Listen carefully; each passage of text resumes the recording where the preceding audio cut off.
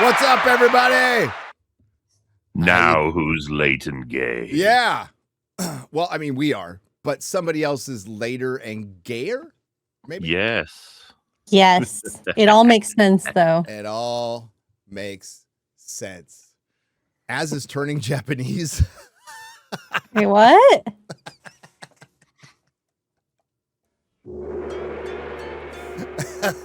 Later and gayer. Hi, everybody.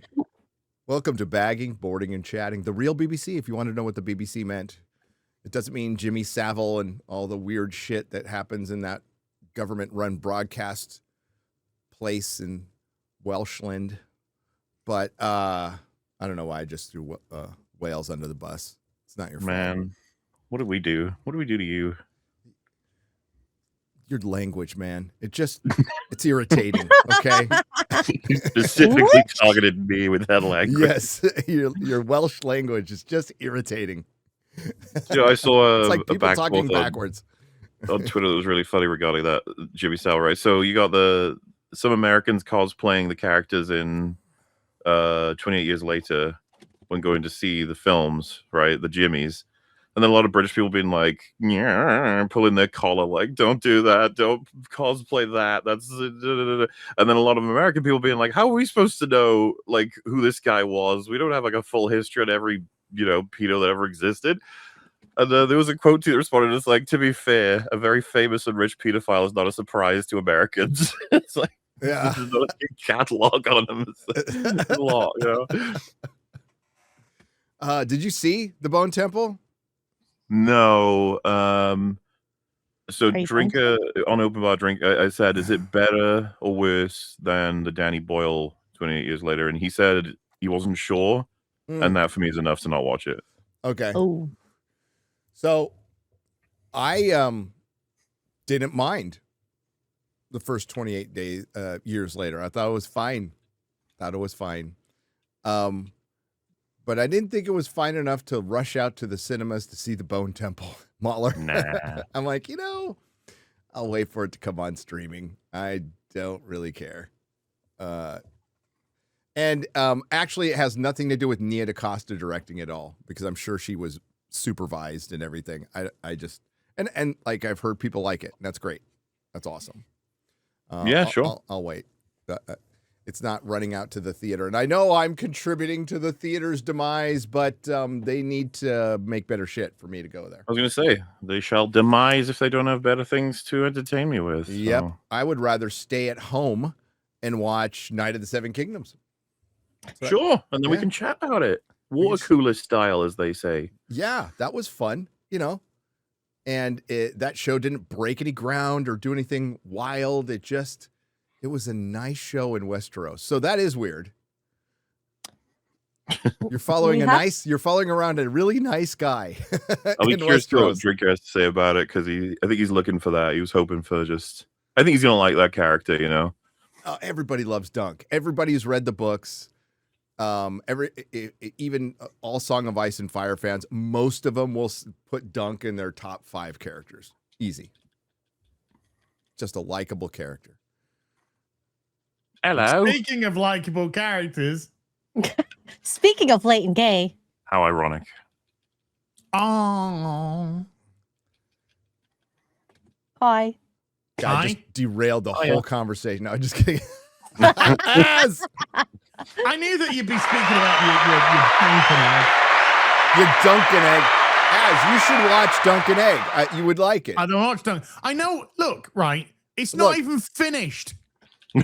So it's not even more than an episode out. Okay. No, not the show. The books aren't even finished. And that useless fucking bearded bellend who's like, oh, I can't write today. I'm feeling a little bit sad. He's never going to finish anything. The thing with the Dunkin' Egg books, and you're right, it's Fire and Blood, for which House of the Dragon is based on, is an unfinished book series. Game of Thrones, for which it's based on The Song of Ice and Fire, is an unfinished book series. And Dunkin' Egg, The Hedge Knight, The Mystery Knight is an unfinished book. A Knight of the Seven Kingdoms is an unfinished book series. But with the 3 that they have out, you can do 3 series, and there's no overarching plot that will leave you hanging. Like each story ends, so you can go, okay, they rode off into the sunset at the end. But this is Game of Thrones, so they don't.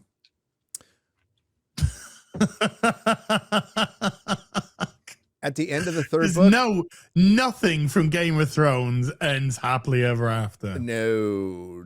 It's always got to be bittersweet. And hey, when you he did get 4 pages, though. He did get 4 pages. When you set out to deconstruct Tolkien, and subvert Tolkien, I guess not finishing your book is a way to do that. Yeah, is a way to do that. Yeah, but meta, isn't it? Yeah, it's very meta. You know, George loves to bring up the Silmarillion, right? And bring up like Tolkien never finished his story. Okay, so that's horse shit. He actually did finish his story. The Hobbit and the Lord of the Rings are complete stories within that world. So he did something you didn't, George. His fleshing out the world originally was just for him. That was just for him. He wasn't even sure he was going to publish that stuff. So the Silmarillion and all that world building, it could have just stayed at home. And it was his son who collected it and put it in the Silmarillion. That's how much of a baller Tolkien was. He's like, for fun, I'm going to make up 4 languages. For stories I'm going to tell my kids. You know, it's like while I'm working at Oxford, and I hand wrote the original manuscript for like The Hobbit and part of Lord of the Rings. And then when he wrote the manuscript for Lord of the Rings, he typed it like this as he's a 1-finger typer. So he wrote Lord of the Rings like this. Oh my God. Because he couldn't afford a typist. And George is like, I need to do it on my DOS computer in a third room, and I can't write when I travel. It's like, fuck off. It's because he lives rent-free in fucking George's head. Yeah, so dude, Brian's rants about George were really funny on the stream. Oh yeah, they were. I hate to see the mood that Ryan's going to be in this Friday. He's sportsball stuff, right? Yeah, it's sportsball stuff. Yeah. He's trying to fight it off. He's trying to, have a stiff upper lip, but you see the little tear. You see the little tear glistening right there. I'm fine. I'm fine. The Bears had a good season. I'm fine. I don't miss sportsball at all. Fuck sportsball. They used to ruin my Sundays. It used to ruin my week. And especially if you're a Charger fan, I had a lot of ruined weeks. Okay, lots. I don't miss it. Fuck them. Football's gay. The Redskins are called the Commanders. That's gay. It said they are Redskins. Fuck the Washington Commanders. Fuck that team. They were the Redskins. Always will be the Redskins. Fuck off. They did one thing good. They ended racism. Ooh. When did they get a load of me? Yeah. So they put end racism in the end zone. Yeah, in the end zone. And that fucking meme that goes around is like, I was a racist until I saw end racism in the red zone of NFL, and I'm like, wow, it's wrong. Oh, dear goodness. Good. Can you imagine there's a kid who's just like, doesn't even know what racism is, sees ends racism, goes, what is racism? Googles it and goes, wow, you can hate people for their skin color. Interesting. Count me in. Oh my. So my. Night of the Seven Kingdoms, thumbs up. It's a slow start. Honestly, I think it's kind of something that should be binged. I think they should have released it all at once on this one. They're half-hour episodes. I think Az would like it. I would love eventually. Honestly, I would love to get into a show like Dunk and Egg. From what I've seen of the trailers, show looks fine. There's nothing there which I didn't like the look of. I am just so tired of this. Let's start a series based on a group of books which aren't finished from a guy who's done nothing but not finish books and then jump from a project to another project to another project to another project. I guess I just don't have the faith that that something's going to be like the only thing that's finished is is the Dragon Show. The Dragon Show will have an end, but the Dragon Show ending could be a fucking mess because without spoiling absolutely everything, which has already been spoiled in Game of Thrones. I mean, everyone knows. Well, and isn't it also kind of like a misjudgment to say like, well, he's finished the books for them. It's like, well, it's not quite the same, right? It's not like he wrote out full stories. No, this is a Wikipedia article. It's a Westeropedia of the history. And so there's not a lot of dialogue. And the one character that had dialogue that was interesting, Mushroom, they took out because they didn't want to have another Tyrion because Mushroom's a midget, a court jester who witnessed a lot of stuff and had all the salty and fun takes on everything. He taught Rhaenyra to suck dick. What? Yeah. Excuse me. Yes, he did. Excusez-moi. Yes. So all that's gone. There's no levity in the show at all. So we'll see. We'll see. We're gonna get 2 this year. But yeah, I think the thing that probably frustrates the most people about George is how ungrateful he is. Like, he is this best-selling author. He's got the most anticipated book out there since Harry Potter, and he can't finish it because life is too hard, because he's got too many TV shows to produce and movie theaters to run and Meow Wolves to start and second houses to move into. And it's just terrible. And a lot of people, I think, confuse him with this like sweet old guy, and he's kind of a dick. I remember him writing a blog post being really jealous of J.K. Rowling winning a Hugo Award. It was like 15 years ago, but he wrote a whole blog post on how jealous he was about that and how undeserving she was. Yeah, he's a bellend. I don't like the guy. I've never really kind of gravitated towards the guy. Well, but I still like the show. That's great. True. Yeah. Good luck, show. Will you watch it if it reaches 5 seasons and it's really good? Probably, yeah. At some point. Fair. At some point. I just want. Is it? I mean, I don't think I'm being unfair in as much as. Is it too much to ask for something to be complete? You're not being unfair. You're being actually pretty rational about the whole thing, to be honest with you. What's funny about honestly, I think the main reason me and Gary were wanting to watch it is literally just to talk about it weekly. Because, for example, right, Gary, you're going to push for him to watch Pluribus? Like, not really. No. Wait until season 2, maybe. The Pluribus recaps would be like, she opened a door, which I couldn't do in a video game, but she opened a door and she found some dead bodies. That's the entire episode.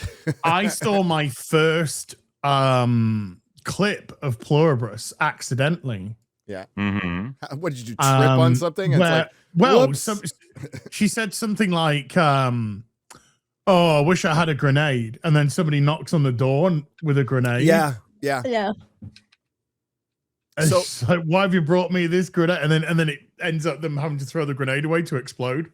So the alien, it's not an alien race. It's an alien virus that was sent from 600 light years away through basically a radio signal. We decoded it. The human race decoded it and made whatever they fucking made it, like a vial of whatever of the virus, and it got out. And it spread, and it turned everybody into a hive mind of really happy, honest people. Oh, so fake Californians. Yeah, really super happy, honest people. And 12 people on the planet did not get affected for some reason. And she was one of them. And she's she's a miserable lesbian. I was going to say, is that anything romantasy author. Lesbian? She's a miserable lesbian romantasy author. Okay. And we're kind of relying on her to save the world until, oh God, what's his name? Paraguay Man. Manunos. Yeah, Paraguay Man, who's the show. That if the show was about him, it'd be way more interesting because he's way more. He's hardcore. Everyone's favorite. Yeah. So she's miserable, and she goes through a whole arc of like, should I fight him? I'm just gonna give in. But she's finding out more and more. But it took 9 episodes to find out basically they can't lie. So the hive mind can't lie. They can't That's kill. massively compromising. Yeah, they can't. No. Well, they are like alien, as in they're weird. They don't function, If you discover that something can't lie, then that completely changes the power dynamic of everything. Absolutely. So they've got sheer numbers, but she's got an advantage, like a big advantage. They can't kill. Including their pick core an apple seems from to a be tree. like complete damage minimization for all living things. Like they just don't want anything to be hurt, and they consider lies to be like harmful / leads to bad outcomes. I'm not even sure they can lie. Like they don't even know how. Yep. I don't think. But the show does push them to a point where they start to be like they can't answer questions or they won't, rather than lie by but omission. Yeah, Which is still lying. But Yes.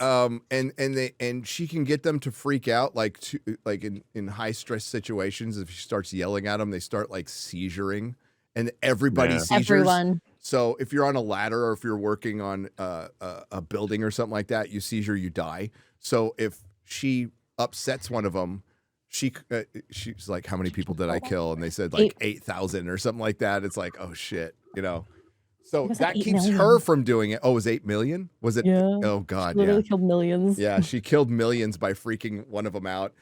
They can't pick it, like X-Ray Girl said, they can't pick an apple from the tree. They can't kill anything. So they can only eat stuff that was already dead, which was people that they turned into milk. Like, People who are already dead. Well, it's not milk, but it's like a protein. Gary, you've basically just this is both the thing of I was about to say like you're spoiling a little too much there, but in a sense that's kind of the problem with the show. You've just given it as about 70% of the show, maybe a bit more. Within 10 minutes, not even. Oh yeah, no, that's a whole season I gave you pretty much. Well, that's good because I got to wait 3 years for the next one. Well, dude, it's really well shot. It's well acted, well produced, well written, and not a lot happens. It's very Apple Plus TV. Look, if there's any streaming service that I have the most respect, it is in sort of maybe not inverted commas, but it's Apple, because at least they seem to be wanting to try things. But when they do, different stuff, it ends up being pretty fucking like filled with the message, like just pumped vigorously with the message. Murderbot, I wanted to try Murderbot, and they based it on the book, and I guess they were accurate to the book, and it was just like, oh, it's a bunch. It's like a bunch of an idealistic Berkeley with a Murderbot. And I just couldn't fucking finish it. None of your fucking education. You've never been to Berkeley. I don't think any of you have ever been to Berkeley. Hell on earth. No, it's one of the big colleges, though.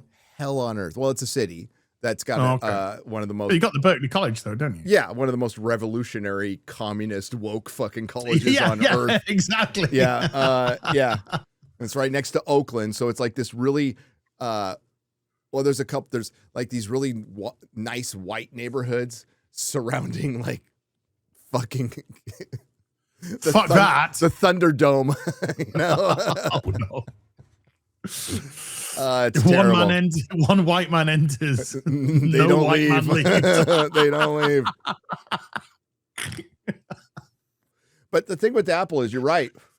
They really try like high-end science fiction and genre, but they're really adapting a lot of the modern stuff. And then when they do like Foundation, they just fill it with modernity. So it's like, so A for effort, 0 out of 10 for execution. Silo, the first season of Silo was cool, but it got like, that one got slow for me.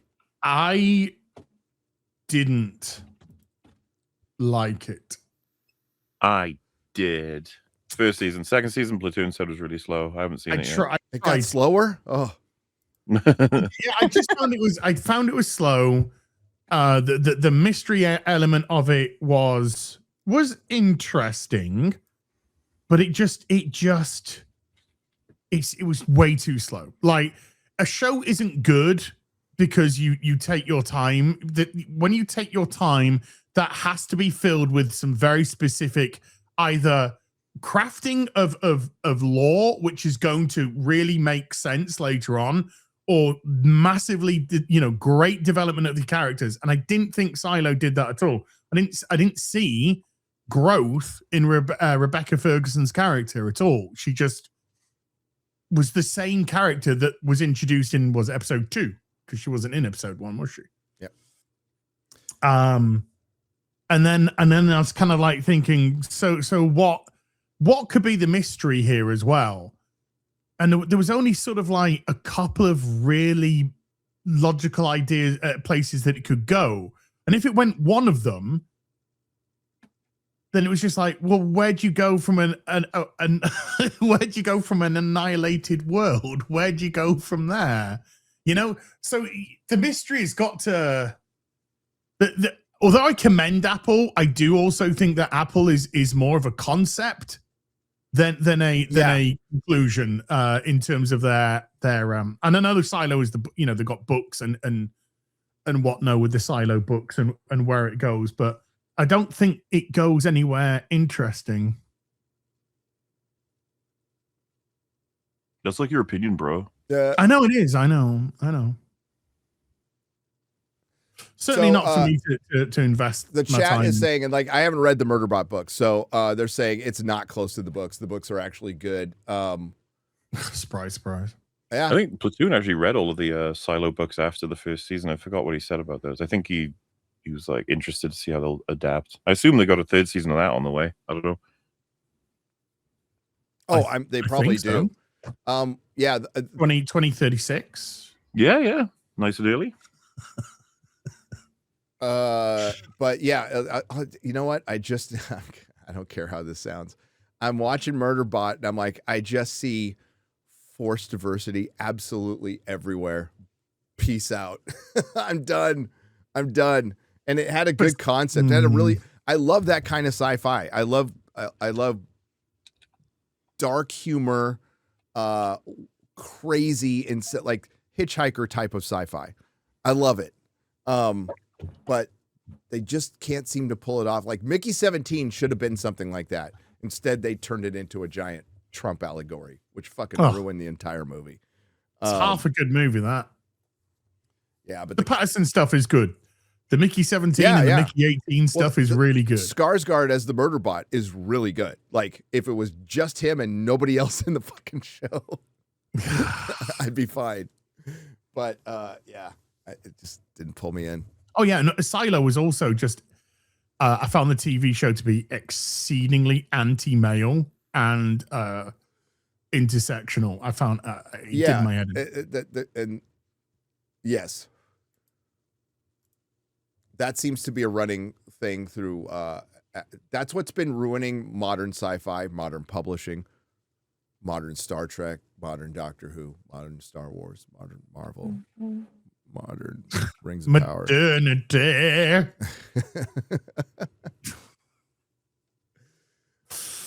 Oh, man. So Starfleet Academy, Az has 2 hour-long videos out there. And another one just dropped now, but watch it after the stream. Whatever, it's all good. Disbrew has a couple long reviews. Drinker, a long review for him. And it's I watched yours yesterday. I pissed myself laughing. It's fucking brilliant. By the way, Drinkers is fucking brilliant video. Go watch it. I haven't seen that one yet. It's the only one I haven't seen. I've seen Disbrew's. Really I've seen yours. He's the best. He's the fucking best, and it's awesome. But thank you for watching mine. We had to fight the copyright gods on that one for a couple hours. That's why I came out at 4. I'm not surprised, because I was watching that. I'm like, how's he got away with all of this footage? Well, because I just put imagery. I never put footage, if possible, when it comes to these things. There is a way. For one, you can fight Paramount and win most of the time. You can fight. Netflix used to be really bad, and they've gotten better. But you can fight them and win. You cannot fight Warner Brothers and win. Warner Brothers wants to take you to court. Yeah, right. And they don't. I would love for somebody to take them to court someday because they are so fucking wrong. But sorry, go on, MauLer. On the copyright front, it is fucking annoying because the bots get way harsher the longer the video is. Yep. So, as you guys may know, I make pretty short videos. So it doesn't come up very much. Yeah, but so that's not a problem.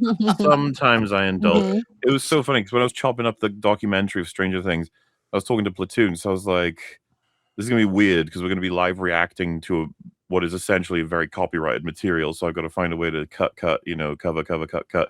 And then I was like, and I got to upload it as it is so that we can play it through Watch together. So I got to get copyright on it and protect it for the stream. And I uploaded my first attempt as being like, so, I tried to be careful. So it was just like, yeah, fine. I was like, what? Because it was only 20 minutes. And I was like, what the fuck? And he was like, well, yeah, it's under an hour. So because I'm used to the bots being extremely aggressive. Like I don't have clips over 3 seconds. It's a whole different world when you have a shorter video. So wait. Okay, there's like overlay, B footage. So while you're talking, and then there's actual clips where you use dialogue. I've always been told it was 9 seconds or under is fine. That's perfectly acceptable. And there's ways to get around it. I don't want to say all of them right now, but I did a stream the other week, afternoon tea. I had like 15 copyright claims on clips that are like 3 seconds, 4 seconds. I'm just like, fuck. You can fight them all and win. That's fair use. It's fair use. But Starfleet Academy, dude. The one thing I pointed out in my video is, and I didn't see it till late because I was looking for clips, right? So I went to Paramount Plus. I went to Star Trek on Paramount Plus, even though I'm blocked by them, an entire franchise. And I went to the Star Trek account on X. And 2 of those 3 haven't posted anything in a long time. And Paramount Plus didn't post a single thing about Star Trek Starfleet Academy. Not a clip, not a promotion, not a peep. And I'm like, that's weird. Don't you think that's weird? I mean, it's on Paramount Plus. Don't you think they'd be, I don't know, promoting it in any way, shape, or form? As is looking right now. Yeah, it's not. Oh yeah. Do you know something? This is gonna sound a bit weird, but I actually don't think they care. No, they don't. I legitimately don't think they care. I don't think they care about what they're producing. I don't think they care about the reaction to it. I don't think they care about whatever. All they care about is just getting it up. That's all they actually care about. She said. But giggity. But in terms of Star Trek, you put that little snippet which we spoke about for so many years about Kurtzman saying that it's no longer about Star Trek, it's about using it as a platform for messages. So when you have that sort of attitude, then the Star Trek point becomes less and less relevant. And so for them, it's just the Star Trek aspect doesn't count to them because it's never the focus for them. It's just, here's the content, here's the show, here's the, commie 90210, bang, up it goes.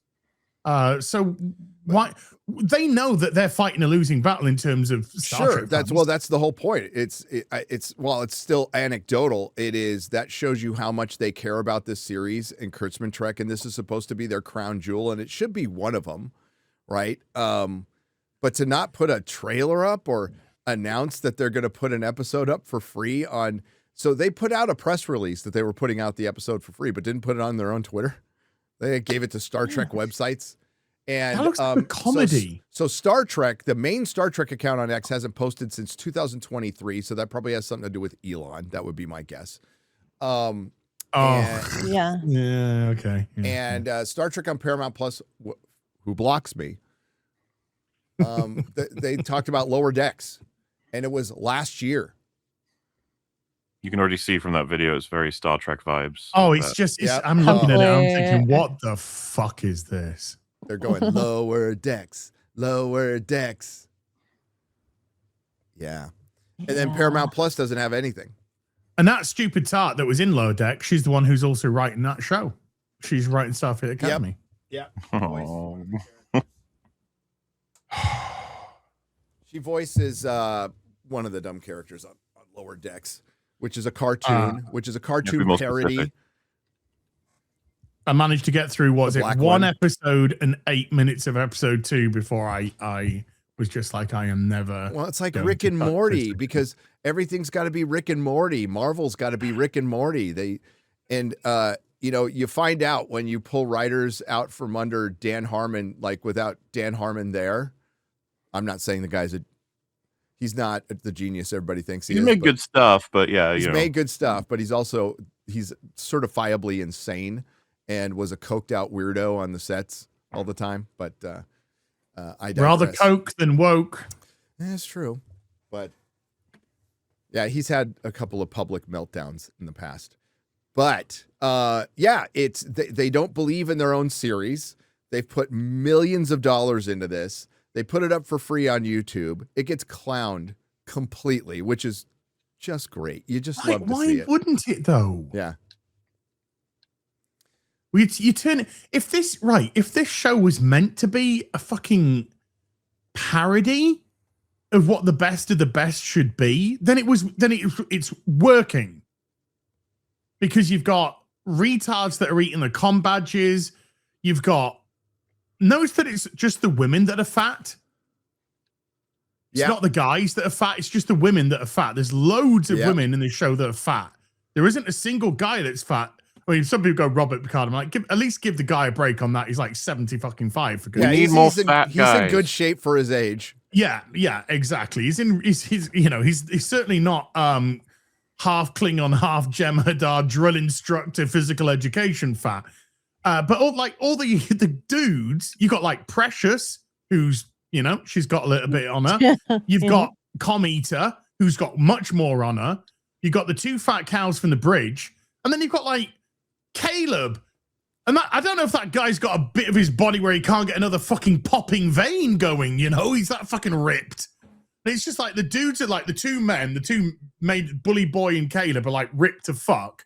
Klingon guy's just a stringy piece of snot. So he's like defined by lack of anything whatsoever. So he's just defined in general. And then you got the small chick who's quite pretty. She's in good shape. And then everyone else isn't.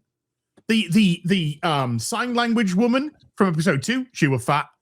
You look in the crowd at the cadets, bunch of fat women in there. I have a question.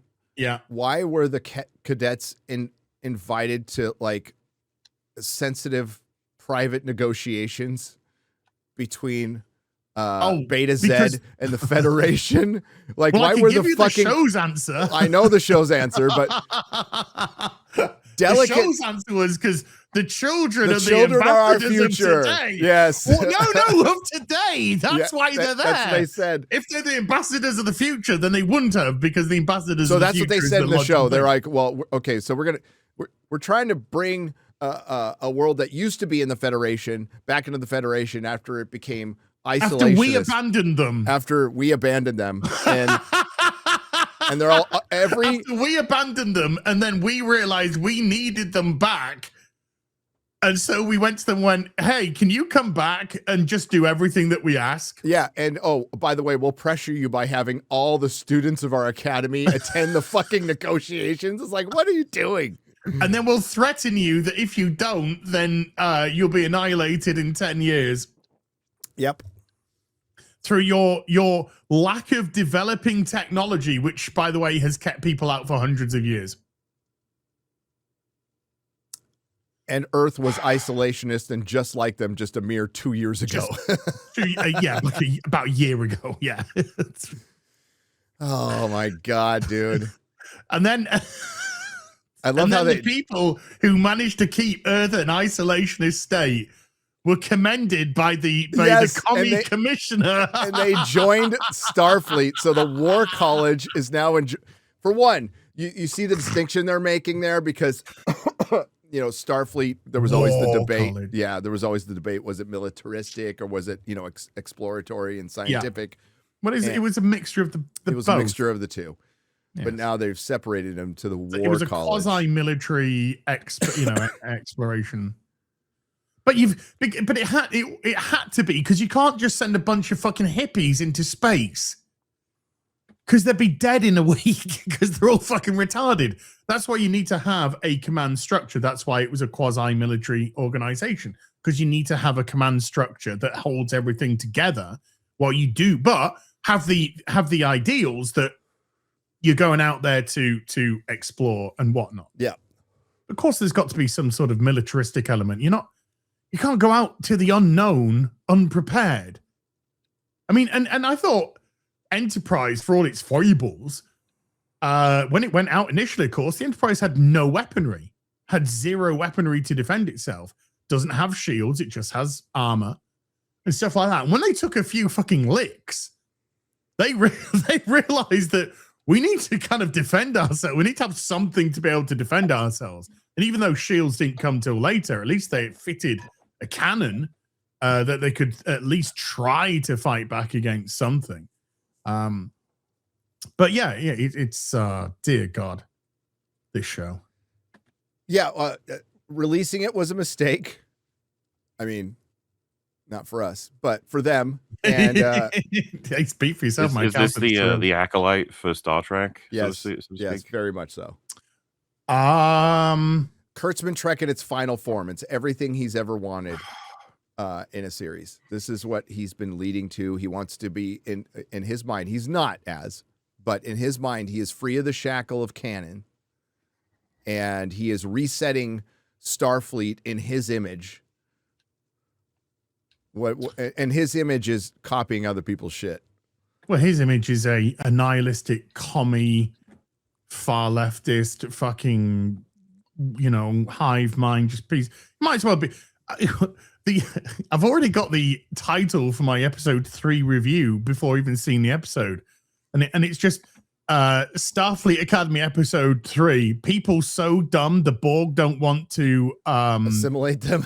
They're like, it'll bring the average intelligence down. We're good. Because the Borg assimilate to grow. There ain't no growth here. Right? No, this is a net negative. We're gonna pass. Dig. Have you? I don't think they've released a trailer for episode 3 yet. Not that I've seen. Not that I've seen. Comes out Thursday or Wednesday night. I don't know which one, but 5 a.m. Thursday morning for us. So nighttime. Yeah, I'm not gonna stay up late for the third episode, but yeah. So it got embarrassed. It's been on YouTube for 5 days now, and I think it's probably at 180,000 views at this point. Yesterday it was at 170. This is as of this morning, so it's a good ratio. I can't see that ratio. What it is? Oh God, 7K likes, 22K dislikes. 22K dislikes. How many comments does it have? Well, this is a screenshot because I can't see it as that's right. I'll go look. Which one's Paramount Plus? Okay. Paramount Plus. Oh, it's combined 2 channels though. Paramount Plus has 1.98 million subscribers, and Star Trek only has 177 for some reason. Oh well, I know because it's Kurtzman Trek. But let me see. My mother, she taught me.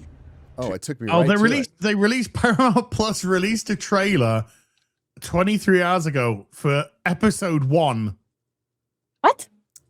Oh, so they get called out and they finally release it, huh? For episode 1, there's now a trailer for episode 1 of Starfleet Academy. That's funny. That is so fucking funny because I called him out in my video. I'm like, nobody's talking about this. Isn't that weird? So they're at 178,000 views in 5 days with 7,452 comments. And the first one is, who else is here just for the comments? yeah.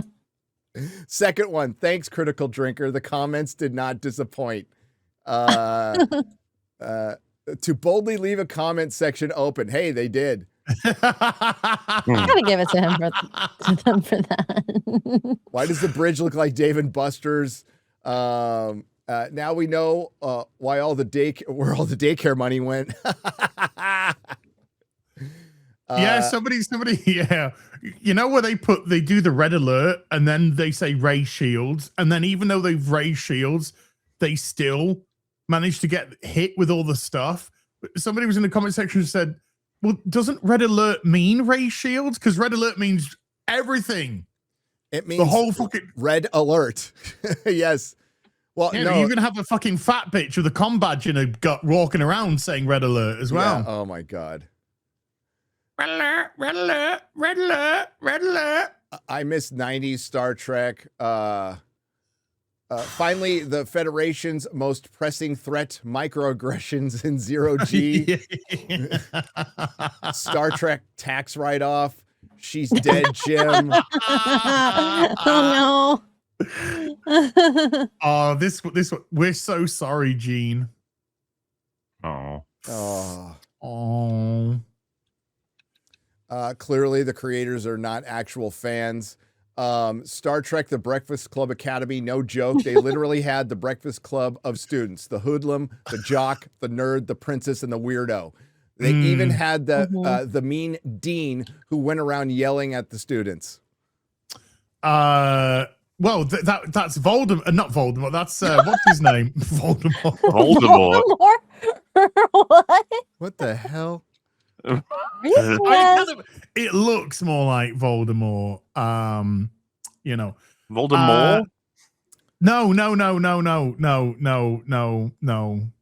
forget it. Helmsman, Helm's not responding. Captain, emergency evasive.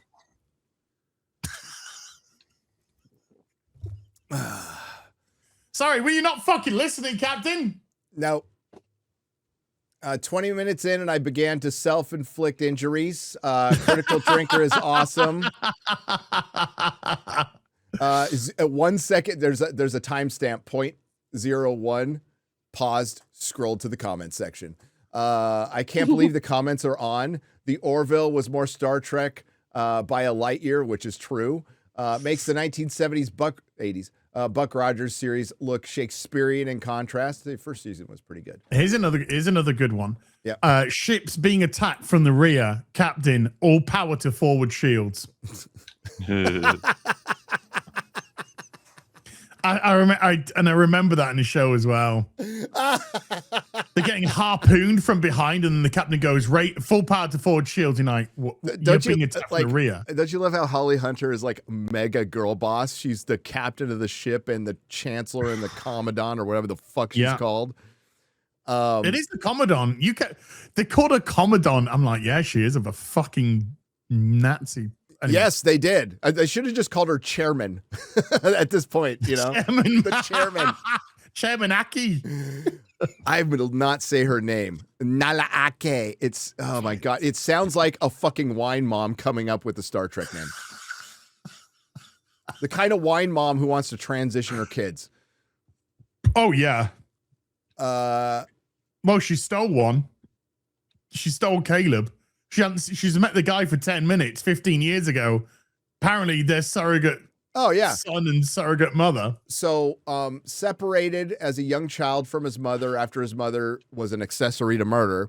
And mom says, don't trust Starfleet. Doesn't see, escaped somehow as a child on a distant planet during a sandstorm. Gets recaptured by Holly Hunter. And do you think there would be some there's a good opportunity for conflict that could last like an entire season? They're cool with each other within like 2 episodes.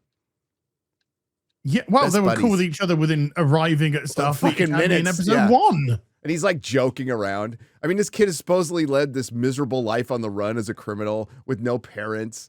And then now he's like, oh, what's up, no dude? structure, nothing. Yep. So now he's just like fitting in immediately to a fucking. It makes the characters aren't acting as they should act because the caricatures of human beings they don't reflect anything I love the person in the comments, like, you've got the bully, you've got the jock, you got the gay, you got the princess, you got the fat cow. You know, it's just trope. There's no character to them. They've got no fucking personalities. Not one of them. Now, I don't think this would have gotten 178,000 views if Critical Drinker hadn't shouted out the comment section, because everybody's talking about him more than the fucking show. Came here after watching Critical Drinker's review just to see the comments. LOL. Oh, this is great. We're at that point where Drinker has to shout out Star Trek. Yes. Yeah. For it to be Yes. relevant. It needs all the help it can get. No, it had to get like, okay, just for those of you who don't know, Kurtzman Trek is all this bad. Like, all of it's this bad. It just had to get so bad for people to talk about it again, because people haven't talked about Strange New Worlds that much, which is terrible. Section 31, pretty terrible, but it was just a movie. So that's why it was meant to be a TV show. It was meant to be a TV series, but they just turned it into a movie. That's why Academy is worse, because there's going to be more of it. A lot more of it. 2 seasons. 2 seasons in the books. Finished filming season 2 this week, apparently. Yeah. Alex Kurtzman directed it. Yeah. Dude, that guy's he's never been on set a fucking day in his life for this shit. Dude, he is Hollywood kind of personified, just failing upward and upward, not having an original thought, involved in the death of a lot of franchises. You know, he wrote Amazing Spider-Man 2. It's terrible. He wrote co-wrote Into Darkness, which is the worst Star Trek I've ever seen in my fucking life, apart from Kurtzman. The Dark. Remember the Mummy and the Dark Universe? He was supposed to head that. He was going to be the Kevin Feige of the Dark Universe. Yep. And Star Trek's like, this is the guy we want. After the Mummy came out, he even said, "I thought my career was over and it was saved." Great. So the funny thing is, he put and I'm not against this. He put a dagger, metaphorically, in Jar Jar Abrams' back, who had set up all the aesthetics for Jar Jar Trek, you know, all the lens flares and everything. Basically took all the crew, all the ideas, everything, and turned it into a worse series. And now they hate each other, which is hilarious. Oh no. Oh no. Oh no. Yeah, the comment section is pretty fucking funny. So yeah, it's at 178,000 views in 5 days. I posted in just 2 hours what you guys can see, because it was much higher, because the YouTube, as you guys know, as content creators, it takes a while for YouTube to catch up on the views.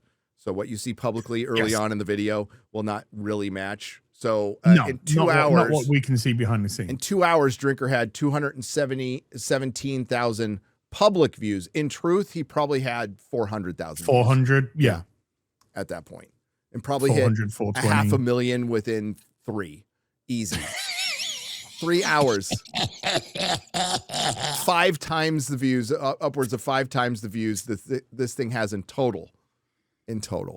But it's parody, though, isn't it? Yes. I mean, for us, it's just watching parody. I mean, for them, I'm sure they think, oh no, this is wunderbar. But it's just parody TV now.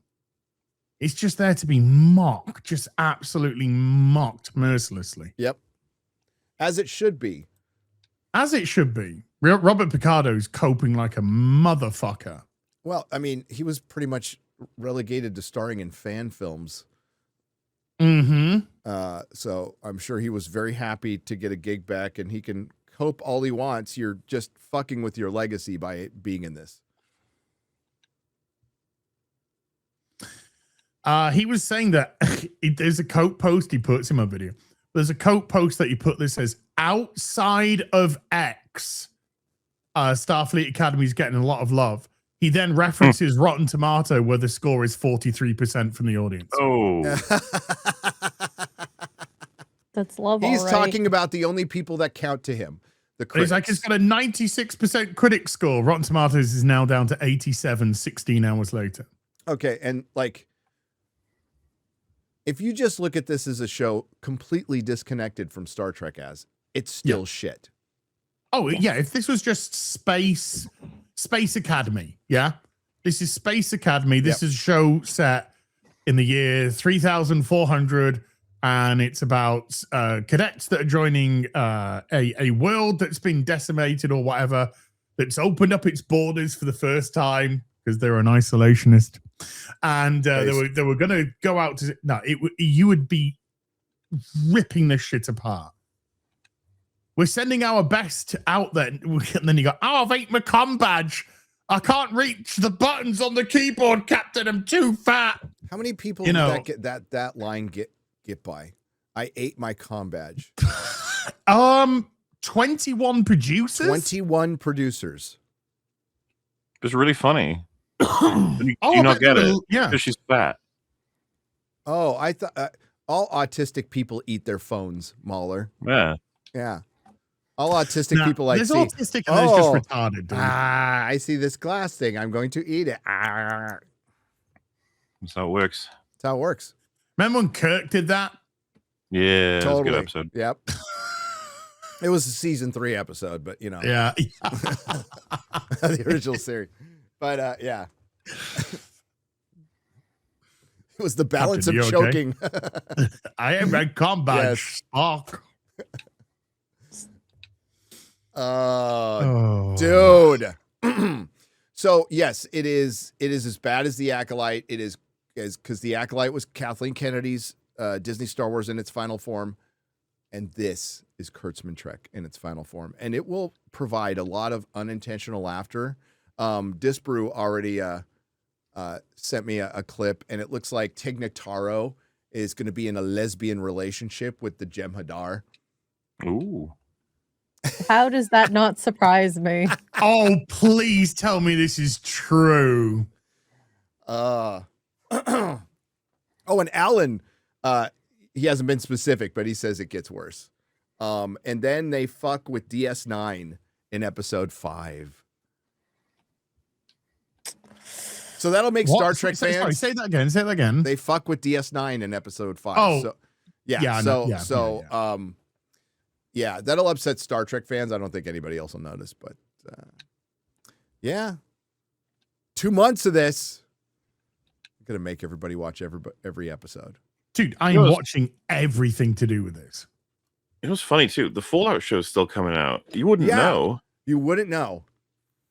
And isn't that weird? Okay, however we feel about it, it was popular when it came out. Like everyone's talking about it. Everybody was talking about it, good and bad. It was Amazon came out. Hey, it's one of our more successful shows. We're really going to turn this second season around fast. And then, so I've seen complaints, of course, about authenticity, faithfulness for the games. New Vegas players very upset and everything. But like even that has been muted compared to how I expected it to be. Yeah, not in terms of like complaint, I guess amount, but like frequent, like how loud it all is. Everything just seems to be it's happening in some distant room in the corner, if at all. Yeah, I kind of forgot it came out. And I haven't even seen people saying like, well, it's because season 2 is so much worse. I just haven't people just aren't talking about it. It's kind of weird. It's a bit of a phenomenon thing going on. What is the chat saying? Fallout fans are tight with the lore. Fallout shits all over it. Well, yeah, season 1 did too. Yeah. Season 1 was terrible. It lost the fans. I famously did not enjoy season 1. The only thing I've seen about season 2 is I saw a meme post where it says Walter Goggins has been rushed to hospital with back problems after single-handedly carrying season 2 of Fallout. That's the only thing that I've seen. That's not surprising. Hey, he is another actor who is absolutely great as Walter Goggins, but he's awesome in Justified. But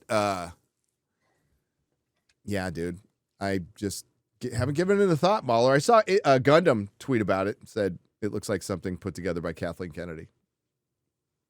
That's all I know. It looks like it's gonna outright die. It kind of looks like it's got a bit of a Loki trajectory here, where we thought season 1 was really bad, and then they're like, "Nah, Walton, it's done well." sorry, though, Walton people still praise it. Goggins. My bad. Sorry, chat. Sorry, go on. And then season 2 pops out, and no one seems to care. And then I guess it's going to be squirreled away. I'm assuming we'll still get a season 3 or whatever, because they probably got that production pipeline. But man, you know. Oh, we will. But it was written by one of the people who wrote Captain Marvel, and it's produced by Jonathan Nolan and Lisa Joy, famous for Westworld and other things too, but I think more famous for Westworld now.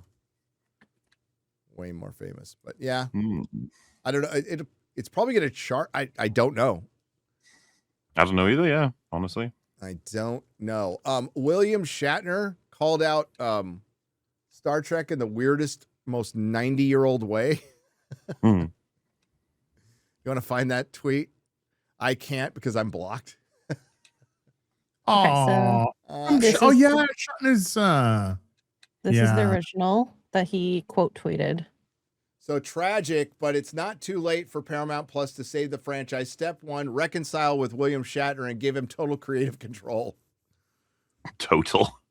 Yeah, you don't. I mean, no. Even we would be like, all right, calm down. No. He's 94. Leave him alone. I am on the same page with you. The fact that they cannot cure Hyperopia? Hyperopia? I think, is that the farsightedness? By the 32nd century is an abysmal oversight on the writers. How about fat and being deaf and being crippled? Also, Paramount Plus. Man, Scotty wasn't exactly looking fantastic. That was centuries ago in the timeline. Yeah, and like, look, Scotty had got himself fucking decades of goodwill, okay? Yes, you know, sure Jimmy, did. He earned it. Doonan. Yeah. Also, he was Scottish. Yeah. Yeah. Eating lots of haggis. Is that what they eat? Fucking haggis? Oh, deep fried Mars bars, right? Yeah. Deep fried Mars bars. Yeah, boy. Also, Paramount Plus needs, I needs to up the budget. No, they actually don't. They need to up the writers. They need to find people who know something about Star Trek. They spend plenty of money on this show. I'm sure that well-oiled organization like Starfleet in the distant future could afford more than one pair of glasses for at least this hyperopia. Hyperbolea. Bridge crew. Do they pass the glasses around while piloting the ship? Shame on the line producers. All 25,000 of them. This is what you meant, right? I'm ready to assume command of the series. Call me. I would rather have Shatner. Oh, definitely. Yes. I'd give him full 200% control rather than where it's at right now. Up the budget for Shatner, but not for this shit. They spend plenty of money on this shit. But hail, mi capitan, William Shatner. I don't care if he blocks me. I love him. So it was you actually and, Mike Stuck also blocked, right? Yeah. Two of the biggest Star Trek nerds on the internet. It's like, if he's any consolation, he has nothing to do with his account. No, it's his daughter. And I think both of us got caught in like kind of friendly fire situations, you know. Some guy retweeted me and he's like, I'm sorry I got you blocked. It's all good, man. It's all good. I don't live and die on who blocks me. Oh yeah, somebody atted you into something, didn't they? And yeah, got me blocked. It's all good. It's cool. Oh, is Drinker on GB News? Look at that. When was that? Oh, he's talking about Kathleen Kennedy's legacy. Oh, good for him. Yeah. Drinker's the man. He's a boy. Drinker's the man. Az, how you doing? And don't lie. Don't lie. Yeah, why were you late? And don't lie. I'm okay. Oh, Sounds like could a be lie. better, could be worse, you know, like everyone. I saw you in chat when I was playing Expedition 33. Did you like it? I did watch for a bit. I was watching you from the comfort of my sofa with reclined with a blanket around me. Oh, And I was Cute. and I was really interested in first of all seeing your reaction to the Expedition 33 landing. And second of all, I really wanted to see your reaction to Charlie Cox putting a gun to his head. oh yeah, that. Because that's like that beginning bit. Because if you notice, I didn't know if you noticed or not. No, the expedition was a lot bigger than just what we saw in that one ship. The expedition was bigger. I thought a lot of the bodies were I don't from know if you past realized that expeditions all or the something. bodies that he was sat next to, they were all Expedition 33. Oh, they were all 33. I thought they were like past expeditions as well. No, if you saw, you missed, but when he's walking in the room, it goes past one of the bodies and they've got the 33 band on them. So all of that you saw leading into that was all Expedition 33. What's kind of funny is I'm not even sure which idea is more grim, because I thought I just got the impression that's like this is what happens to almost every expedition. They arrive and just get horribly murdered. I don't want to. No. I don't want to go anywhere because obviously. But I swear to God, at the end of this game, I had PTSD in the best possible way. But there was a moment. There's a moment much later on in the game that when I got to it, I was just like, I'm broken. Wait, did you cry? Broken. Did you cry at all? I think I was more shocked. No, I think I was more just shocked than sort of emotional in that way. I was just. Like I said, I think shell shocked, shell shocked at what was some of the imagery which you get, and it was crazy. It is an emotional roller coaster that you go through for sure. And Morley, the guy that greets the expedition then cuts the leader's head off. Andy Serkis. Oh, cool. That's Andy Serkis, dude. It's got a phenomenal cast, and Charlie Cox, by the way, puts all the credit for his character to his body double. Yeah, he says but I think he does a great job. I think he does an amazing job. But he was in a booth doing the voiceover, but there was a body guy that is a French guy, I think, that did all the Did you enjoy my cooler sabotaging my game? He was doing my fucking head in. Some of it was funny though. What was going on? I told you that my best assumption, this is the first time it's ever happened to me, but I just noticed the sound of the cooler turning off the fan every once in a while was matching the Elgato. Because, by the way, it doesn't happen with a PC whatsoever. It's only with the Elgato specifically that it's doing that too, like a little power surge. So obviously next time I'll just unplug it ahead of time. Yeah. Oh yeah. I saw the audience because I was I'm watching and talking to some of the chat as well. They were going nuts. So I got several super chats at the end saying, please keep the cooler like the way that it is. Because did you see the part where I was there was a mime, he was really far away, and I was like, okay, I'm going to stun him and then hit him and, get the fight started. I hit him with the stun, the cooler hit, I went black on the screen, and I was like, oh God. And then it came back, and he was running at me going, blah, and I was like, oh God! The mimes are the worst. I hate fighting them. They're great. It was funny when you fought the mime at, in Paris. Why is and you're just like, why am I fighting a mime? And I'm just like, oh, you'll find out. That one's so easy compared to I have the no other idea ones. what you're talking about. It's so I was in France, video and I game, was dude. killing mimes. It makes sense. That I'm for it. You know what? I didn't see any mimes when I was in Paris. I saw a lot of Pakistanians trying to sell me fucking bottles of wine. Somalis, I saw gypsies. Everywhere. I didn't see a lot of Parisians. As a matter of fact, I probably would have preferred to see a mime. All right. Sorry, back to Star Trek real because I meant to save it for this show and I kind of forgot. So that live stream I did with Spock, thank you very much. It was just going to be a chair, but Az told me to add Spock, who is right there, by the way, was on time for the stream. Just want to point that out, that Spock was on time. Somebody has to be with you. Right. But we have the craziest gig, guys. We have the craziest gig, and I fucking love it. Best gig in the world. It's the best gig in the world, especially when My Spock action figure makes it on Fox News in the Gutfeld show. Like, what the fuck? This is amazing. So, Sherrod, do you know that they let the episode go out free on YouTube, and they had barely 1,000 people tune in? Wow. Well, that must be low. The person in the yellow who was talking, that's Tom Cruise, right? Yes. He's talking about Tig Notaro. Okay. Oh. Looks taller. Looks taller now. Yeah. Looks taller in space. But they, some dude, a YouTuber, live streamed Spock action figure sitting in an empty chair, and it got 3 times more viewers. There's my Spock. Yeah, that's fucking awesome. Let's go, Spock.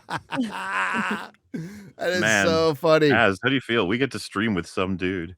Some dude. I have always dreamed of stream with some dude, Morley. You dreamed with doing a lot of stuff with some dude, Az. So Dreams come true.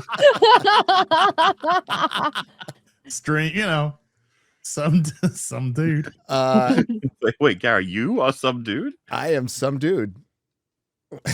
Gary's like, you know, you guys have had your Apparently. sort of like viral moment, and I haven't. Now he gets it, and he's some dude.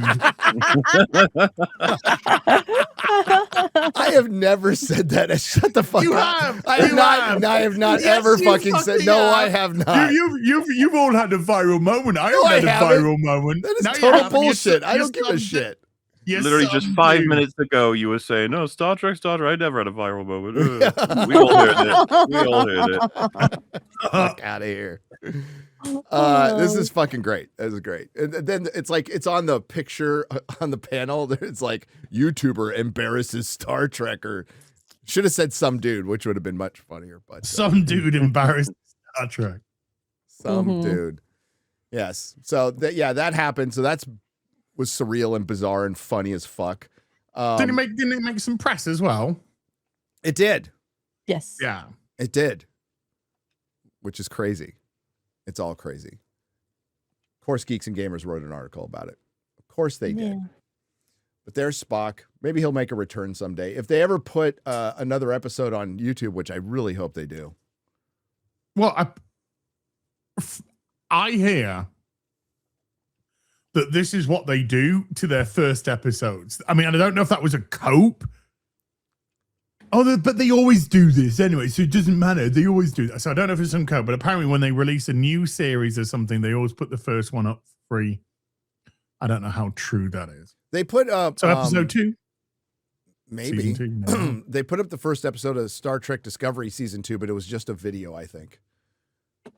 I don't think it was a live stream. I don't think it was a live stream. So I know you guys paid attention to all of my streams all the time, right? I got a cough. Hang on. Bless you.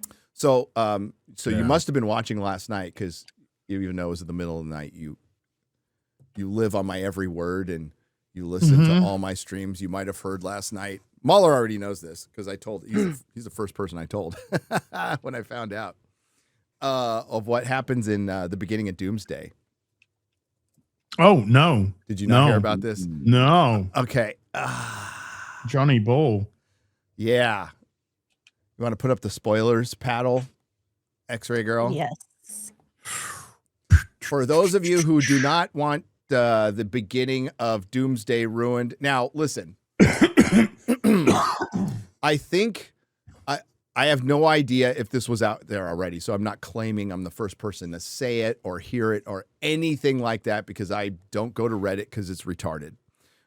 So this might be out there already. I don't know. But talk to a person right after Friday Night Tights. And he's like, I don't want to put this in text. I got to tell you. So he calls me and he's like, you're not going to believe what happens at the beginning of Doomsday. So I had heard like second or third hand that it was Deadpool's world that was destroyed in the beginning of Doomsday. Not the case. Maybe later. Probably later. I don't think it's going to be a surprise to anybody that these worlds all get fucking destroyed and they end up on Battle World. That's pretty much what happens. But the first world or early on, I don't know if they start the movie with this. I don't know. But early on in the movie, I also said that no Spider-Men were going to be in Doomsday. That's not true. Tobey Maguire is going to be in Doomsday. I had been told about about 6 to 8 months ago that Tobey Maguire had actually finished filming in London his parts for Doomsday. I think I told you that, and then you said there's no Spider-Man in Doomsday, so it might be for something else. Because I was told there was no Spider-Man in Doomsday. Not true. There is Spider-Man. There is no Andrew Garfield. Some of the judges said they wouldn't fucking dare. Like, wait a minute. So he's with Alfred Molina, Dr. Octopus, and it's every world for itself because of the incursions. The incursions have been sped up, and basically all the heroes have to team up to fight their world. So the Sentinels that you see in the background of the X-Men trailer are fighting with the X-Men.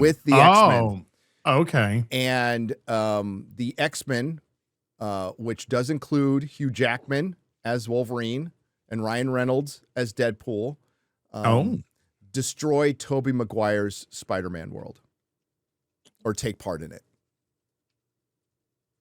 And as a consequence, Tobey Maguire dies. Oh! The whole world dies. And it's destroyed by the X-Men. The reason this has been out there for a long time. But the reason the incursions are happening is because Steve Rogers went back in time at the end of Endgame and got with Haley Atwell. Carter. Way to make a white man the fucking villain. Yeah. So he is the cause of all this. And Doom is looking for Steve Rogers, which a lot of this has already been out there, and maybe all of it has. I don't know. But yeah, that's how it starts. Do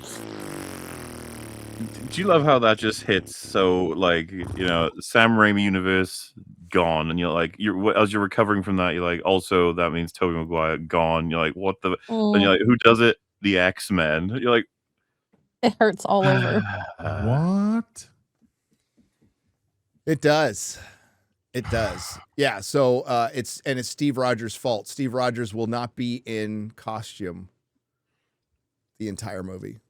Well, Steve Rogers doesn't have a costume. Captain America has a costume. But he has his costume. You see it in the trailer. Well, you see but he just looks at it in the drawer. Of course, it says Steve Rogers will return, not Captain because America. It's a real smart move to have Chris Evans return for the second.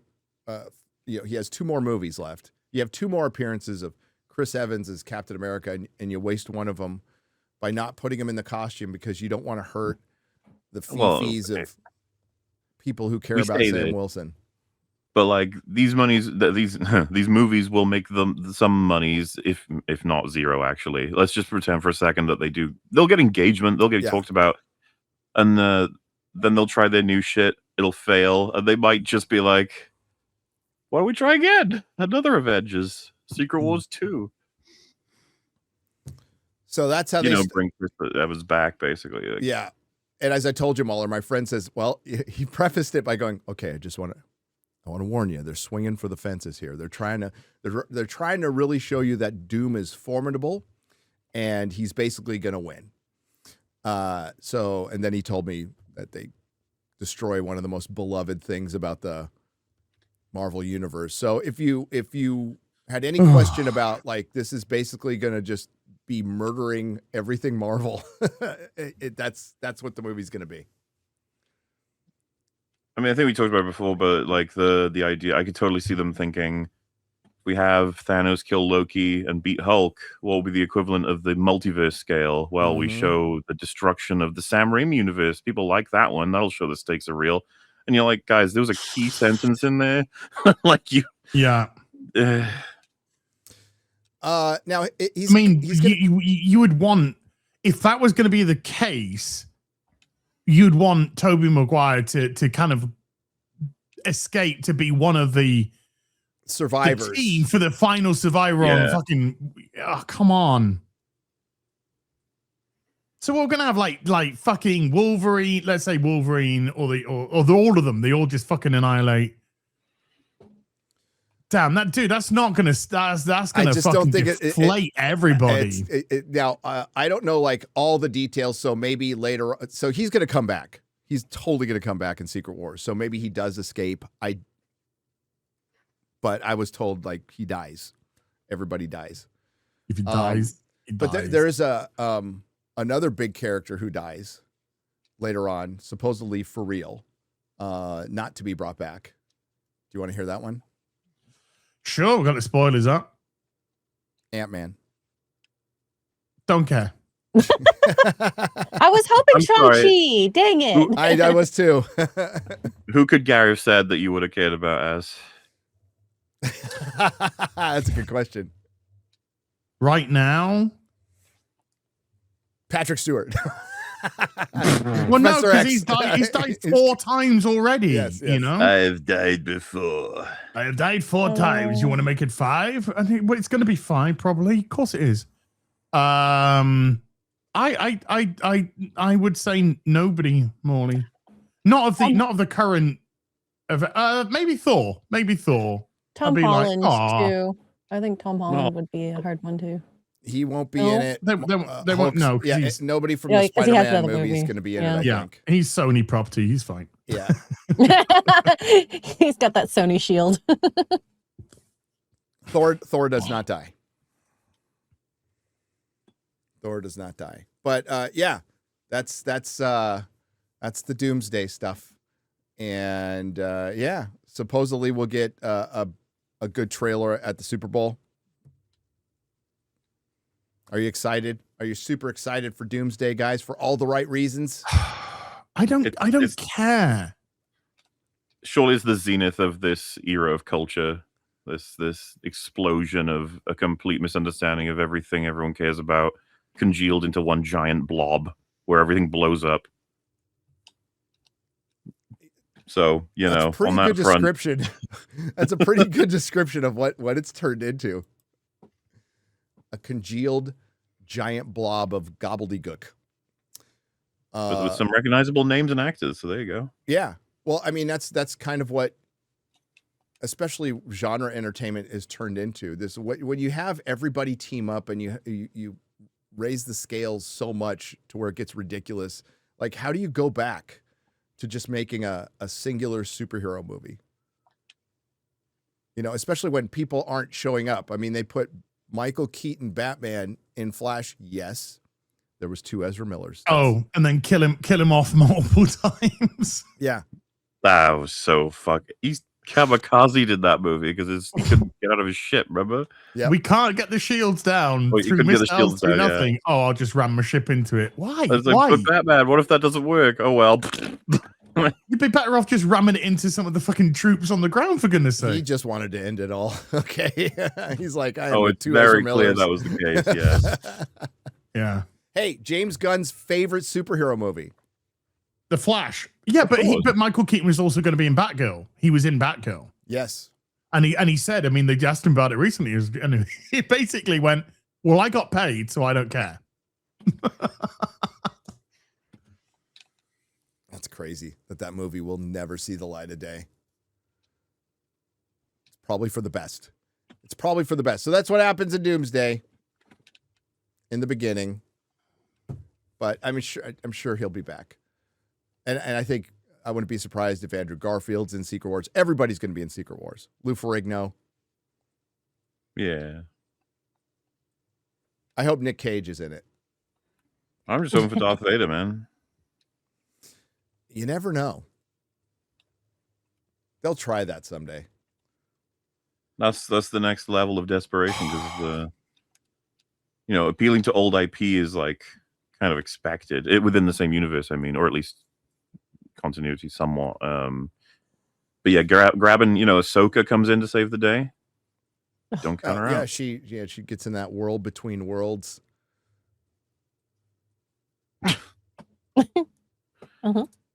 I think they're so excited at the idea of having, you know, Doctor Doom deal with a lightsaber enemy. They'd be like, yeah. Magneto's picking things up that are metal, but then a Jedi picks up stuff with the Force, and he's like, you can pick up things that are not just metal. It's just That'd be like so that. good, dude. I don't know if it would, in truth. I don't know. Oh, my God. Very exciting stuff. Very exciting stuff. Hang on. I'm looking at... You want to talk Doctor Who? Yes. Bring up this article. This is pretty funny. That's not the good headline, though. The good headline... pull up the article, but I'll read off the good headline. Oh, okay. The one from Cult Box. Give me a moment. The one from Cult Box, the headline is Doctor Who director, something went wrong. Simple, effective. Director Peter Hoare thinks that D+ exit after only 2 seasons of Doctor Who, one of the biggest co-production deals of the decade, is a cautionary tale. Let me read this headline. Hang on. It wasn't a better show with more money. Doctor Who director reflects on Disney's ditched funding deal and admits something went wrong. Doctor Who, Daredevil, and The Last of Us director Peter Hoare has reflected on D+ ditching its lucrative co-funding deal with Doctor Who and admitted that ultimately something went wrong. I wonder what it could be. Hoare, or is it? I'm just going to say Hoare. Originally directed Matt Smith episode A Good Man Goes to War. I like that episode. Before returning to the BBC's flagship sci-fi series for Ncuti Gatwa's more recent stories, The Robot Revolution and Lucky Day. These formed as part of the show's most recent season, the second and final set of episodes brought to life with an injection of Disney cash. Speaking now, months after the BBC was left to confirm Disney had walked away, Hoare suggested that the deal hadn't been successful as the show hadn't gotten better despite the extra money on screen.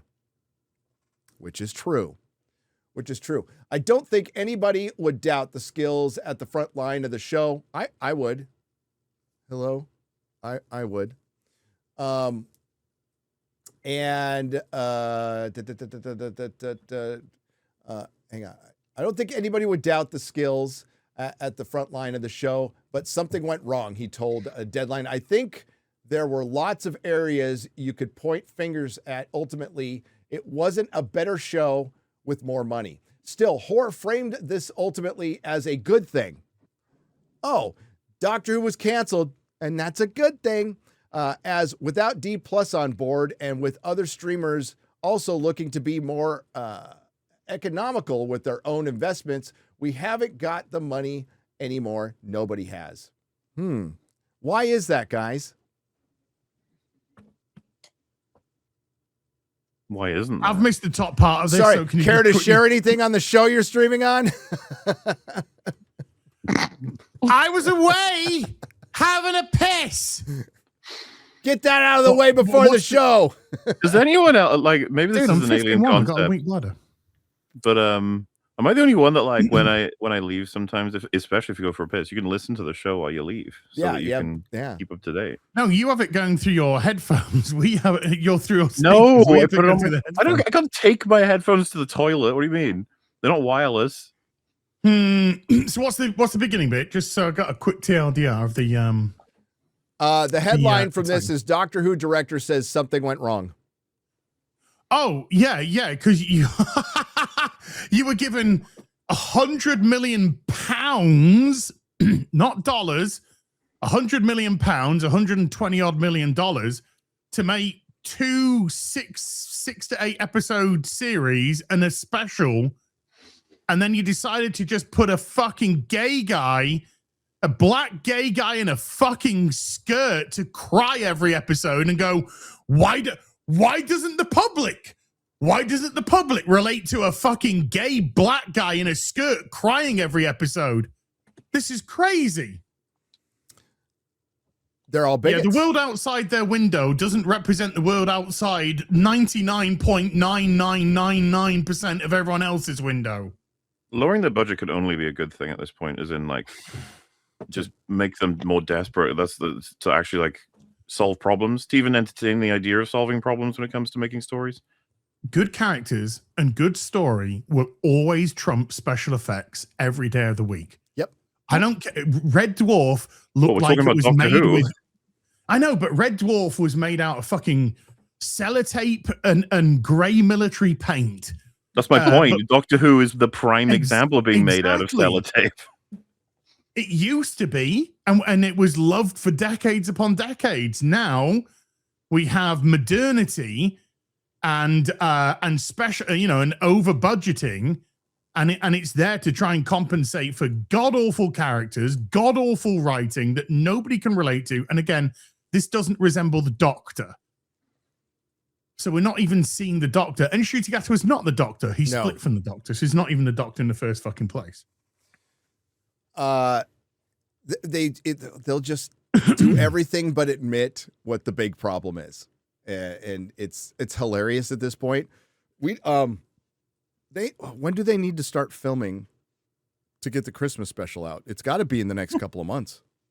Well, if it's coming out this year, they can't be filming any less than April at the absolute latest. Yep. Still, horror framed it ultimately is a good thing, as without D+ on board and other streamers are also looking to be more economical with their own investments, we haven't got the money anymore. Nobody has. Horror was interviewed as he revealed plans to reboot fellow classic BBC sci-fi series. Oh, no. Blake Seven. A project he's undertaking alongside Good Girl's Guide to Murder and The Witcher producer Matt Bausch, discussing why now was a good time to revive the Blake Seven franchise. Bausch noted that the pair had seen a gap in the market in the UK, particularly with publicized dropping off of Doctor Who for genre-based British IP. Ouch. It's not about genre. No, it's much bigger problem than genre. Yeah. The BBC's belated confirmation that it would continue Doctor Who without Disney's funding came after months of speculation surrounding the show's future.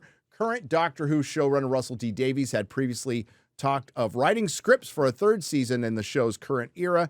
Now all the BBC has confirmed is that it will fund a single one-off spin-off penned by Davies to be shown this Christmas. So a one-off spin-off?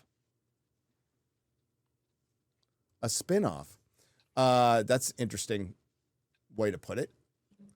No one's going to care. No. But which many fans expect, nobody's assuming that's going to happen. Which many fans expect will be used to wrap up his cliffhanger before more permanent future for the show is found. The permanent future is no future. Deadline previously reported that Disney's Doctor Who, I love that they called it Disney's Doctor Who, deal fell apart due to concerns around the show's budget and shrinking audience, with no suggestion it was likely to break through to a mainstream American audience amid criticism of the series' writing and story arcs. Even Doctor Who actor, writer, and superfan Mark Gatiss recently suggested the show was in need of a rest. Well, thanks for contributing. Thank you.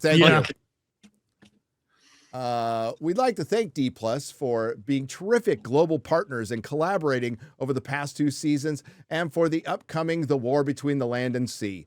Imagine that's all that Disney could stomach. Woke fucking Disney, as woke could possibly be, we're just like, we can't even waste £100 million on this shit anymore. We got no return from it. We didn't get a single rating. We didn't get a pop for Disney Plus. We got nothing. I guarantee you, thousands of people watched it on Disney Plus.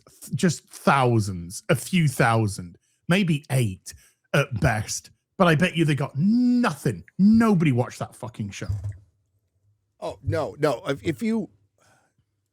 If somebody does a deep dive on this, especially using the metric of, I don't know, a free Star Trek show on YouTube, where it's sitting at 178,000 views, which are not watching the whole episode. So if you can get into the numbers and see what the average watch time, I'm sure Video IQ could do that. And you find out that the average watch time is maybe 5 minutes. That might be a little high. But if you think about it, 150, let's say 200,000 views, right? Let's just round it up. Say 200,000 views. What percent of those 200,000 views is the same person clicking on it multiple times? So let's reduce that down to 150,000 views. So out of that 150,000 views, who then tuned in because it was free? 100,000. So leaving with them with let's say potentially around 50,000 people who watched it because they were big Star Trek fans.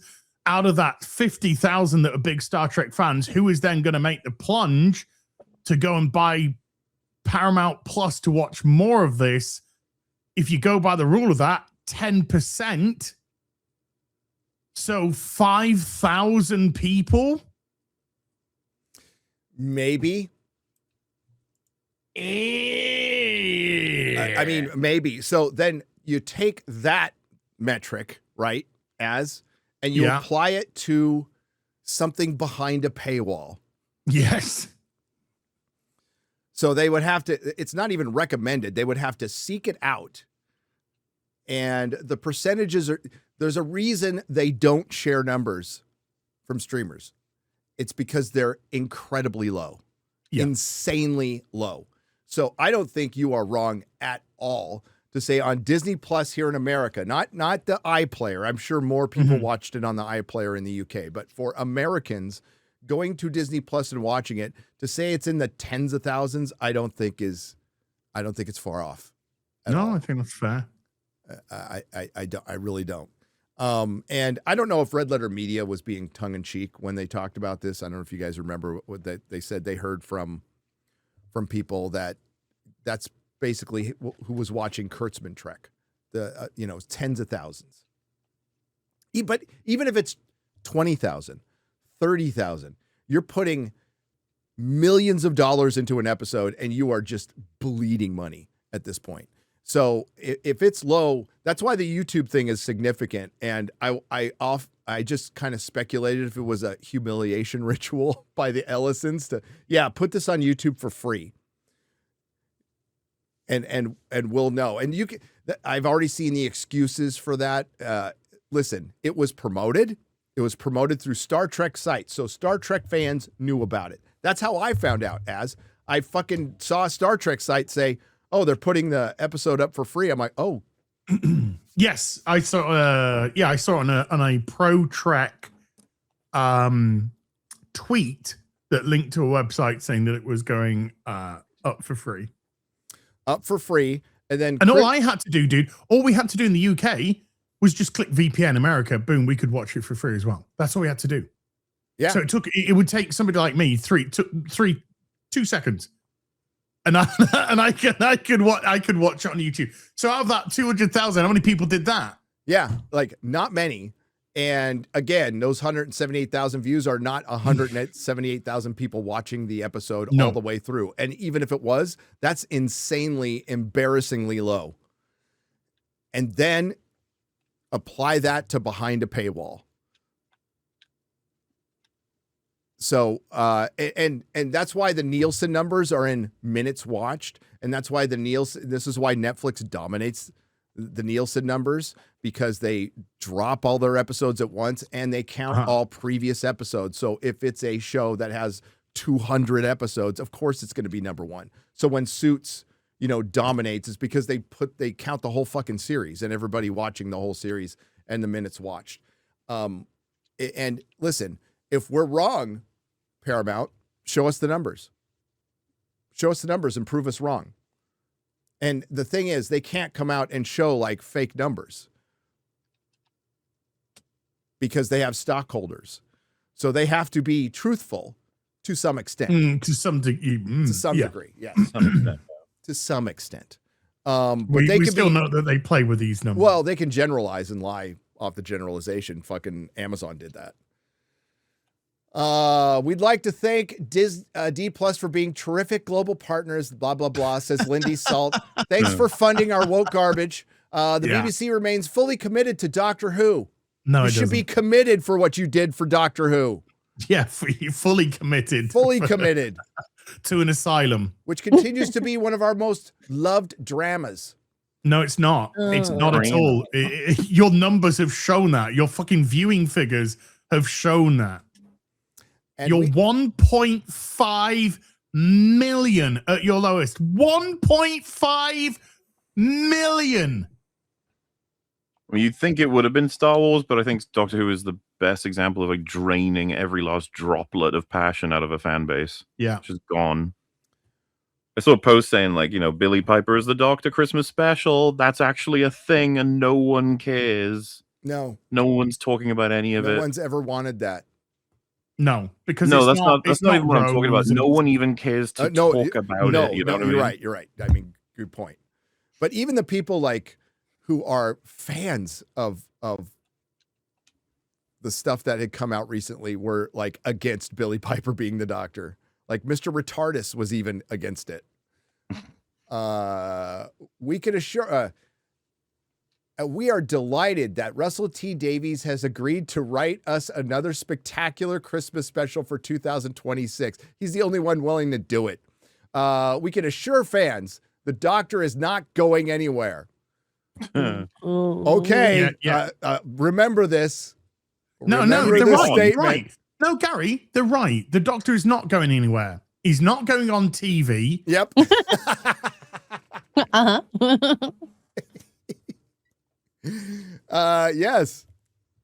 Yes, he's going nowhere.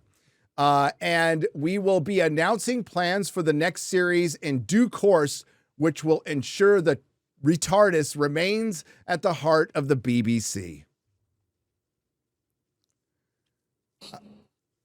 So they're searching for funding right now.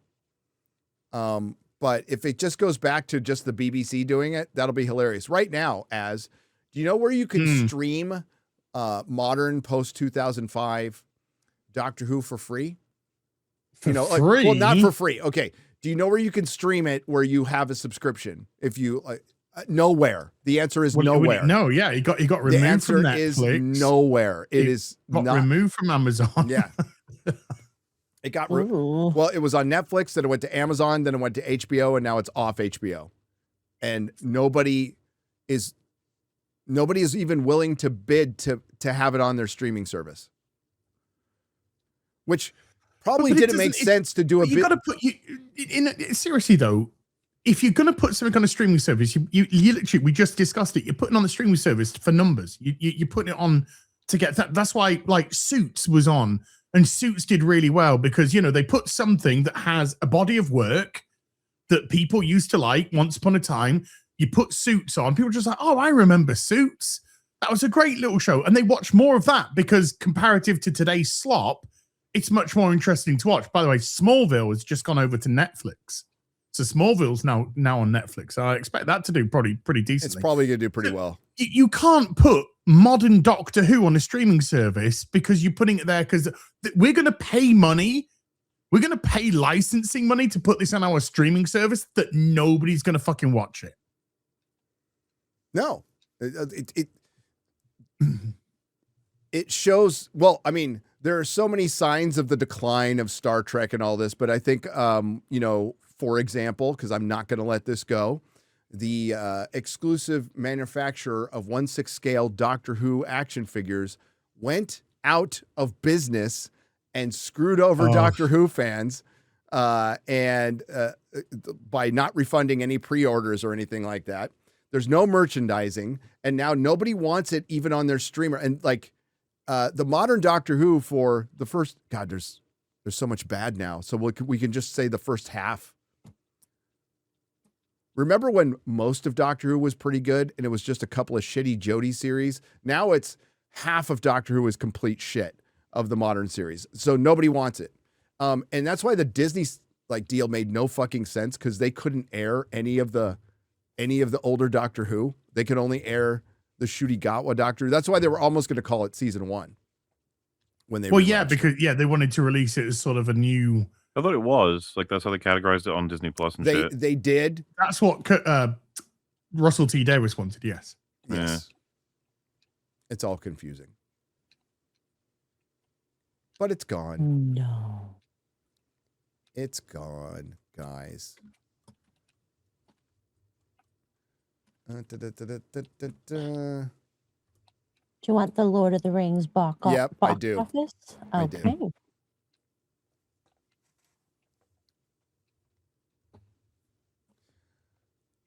So the Lord of the Rings trilogy recently released for their 25th anniversary, damn near a year before it's the actual 25th anniversary for the Fellowship of the Ring.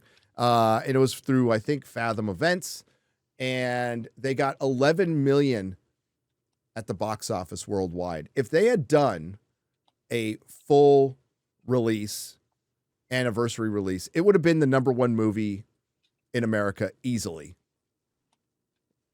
beating out Avatar, beating out imagine if they did a full 3,500 theater release on the actual anniversary, guys, of Lord of the Rings.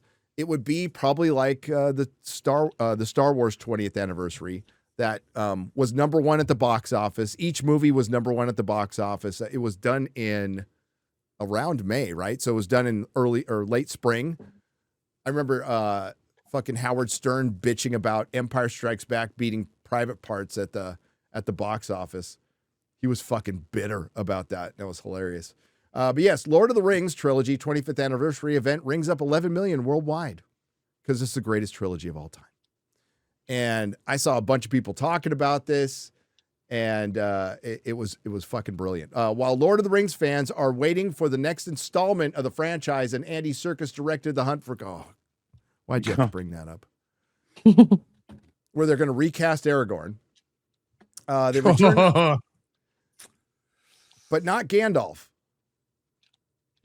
Well, am I gonna be nice and say Ian McKellen, being even 1,000 years old, can still kind of look like Gandalf, but Viggo Mortensen gonna struggle to look like Aragorn without some heavy special effects. He still looks really good, by the way, Viggo. Well, that's the thing. I haven't seen what he looks like right now, so maybe I'm completely wrong. But I assume they would have to de-age anyway. I mean, you put him in a wig, black maybe? wig and whatnot, and bit of makeup, They returned to cinemas this weekend to see Peter Jackson's 25th anniversary of The Lord of the Rings, The Fellowship of the Ring, as well as its 2 sequels, The Two Towers and Return of the King. Combined, the entire reissue of the New Line trilogy via Fathom Entertainment did $9 million at the domestic box office in this frame, with another 1.5 from offshore markets for a combined $10.5 million. Easy free money. Easy money. Broken out, Fellowship of the Ring did $3.8 million over 4 days. And this is in a very limited amount of theaters, by the way. While Two Towers did 2.6 and Return of the King did 2.5. Originally only booked for 2 weekends, January 16th through 18th and January 23rd to 25th. Each title was to play on a particular day, e.g. The Fellowship of the Ring on a Friday and Two Towers on a Saturday and Return of the King on a Sunday. But by fan demand, movie chains added additional days, locations, and marathons. In honor of the 25th anniversary of the theatrical release, Jackson recorded never-before-seen intros for each of the trilogy. AMC, Regal, and select circuits were selling limited popcorn. It was just a popcorn bucket. I'm telling you, man, they need to do a better job with this. I'm glad they did it, but limited branded popcorn buckets to celebrate live-action screen takes of the J.R.R. Tolkien novels. Fathom and Warner Brothers New Line previously teamed in 2024 on a theatrical re-release of the trilogy and grossed $8.2 million at the domestic box office over 3 weekends. The multi-Oscar winning team behind the blockbuster Lord of the Rings and the Hobbit trilogies, Jackson, Fran Walsh, and Philippa Boyens, is reuniting to produce two new films from Tolkien's Middle-earth for Warner Brothers and New Line Cinema. Zane Weiner is also producing. Hunt for Gollum is supposed to be 2 parts, or are they saying there's 2 different movies? I don't know. We haven't got the full answer from that one. Because if they've already stretched into 2 incoming trilogy for Hunt for Gollum, I don't care about Hunt for Gollum. why, Az? Because we've seen everything that happens after the Hunt for Gollum. And So you we hate saw what prequels? happened before the Hunt for Gollum. But you don't find out what happens during the Hunt for Gollum. Okay? And then they could do Wow, an entire television series of the amount of time. It was roughly 17 years. Gandalf was gone, and we could see Frodo gardening with Sam for 17 years and forgetting about the ring. Okay. Be thrilling. Absolutely thrilling. Are we going to look? If we get lock balls, I'm all in. But if we don't get lock balls, then I'm not maybe we interested. get lock balls. They'll Maybe we not do. get us lock balls. It is crazy that it is as far as I'm aware, direct adaptation of the game. Not only, I mean, it's a choice. That's a bold move. That's a bold move, Cotton. Let's see if it pays off. They said the platforming was the difficult thing to adapt, but they got it in. They got it in. Okay. Ian McKellen said that was the most challenging part of filming. It was. Wizard off. Was it Wizard off? Yes. Wow. Yes. What is your name? My name is Wizard off. Okay. Yeah. So, okay, potentially 2 movies out of a chapter. I mean, Amazon's did a great job of getting 3 series out of some appendices. And Philippa Boyens did a great job with the War of the Rohirrim. Oh, that thing that went down like a ton of bricks. Yeah. Girl boss Rohirrim. I'm not excited for the Hunt for Gollum. I wish they wouldn't make it. And yet they will. And yet they will. And they'll try to remake the trilogy someday. They will. Absolutely. Especially when Netflix gets its hands on it. Pull that article up. The ongoing saga of Warner Brothers being purchased by somebody. Netflix switches to all cash bid for Warner Brothers. Because they just have it laying around, guys. Russell Brand's doggo passed away. Oh, that's sad. Oh. Netflix has switched its agreement for Warner Brothers Discovery to an all-cash deal. The new offer still values Warner Brothers at 27. So Warner Brothers, prior to all the sales, was at $8 a share. With all the talk of it selling, was $8 a share. And the only reason it's this high is because other companies are going to potentially buy it. It's not that they've gotten better in the last few months. It's not like they weren't gaslighting Superman because they were going to sell their company. It was truly a success, guys. But it removes the $4.50 Netflix stock element, which was part of the earth-shaking agreement revealed last December. Discovery Global, the parent of cable networks CNN, TNT, Food Network, and many others, is not part of Netflix's proposal. If CNN gets ditched out of this, it's better for the world. Prior to the M&A action, WBD had said, thank you, son. It intends, prior to the M&A action, WB said it intends to split into 2 companies this year under the Netflix plan. The split would still happen within the next 6 to 9 months prior to Netflix taking over the studio and streaming side of the media giant. Bloomberg reported last week that Netflix was looking to switch the proposal to all cash, Paramount Skydance, meanwhile, has made a hostile bid for all the Warner Brothers Discovery, including the cable networks. The Larry Ellison-backed media company said last week it plans to mount a proxy fight in order to prevail in the M&A tug of war. Paramount has also sued WBD in Delaware. That's always going to help the company you want to buy, you're going to sue. Aiming to compel WBD to disclose more data about its deal-making process.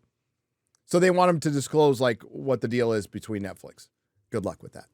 Both Netflix and Warner Brothers Discovery said the agreement provides an enhanced certainty to WBD shareholders by eliminating market-based variability.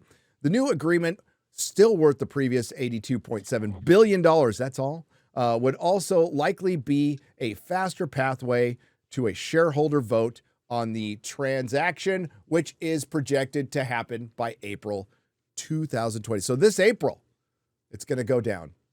The agreement also helps put the pressure back on the WBD suitor, Paramount, which has also been lobbying to get Netflix deals quashed and allow for its own offer of $30 per share to be taken forward. Paramount's offer factors in the Discovery portion of the business, which Netflix is not buying. So the war goes on. The war goes on, and none of this is good for Hollywood. Like, none of it, as we said before. The best scenario would be Warner Brothers staying on its own, but that's not going to happen. Paramount would be a better option, although they want to keep CNN, so I'm against that.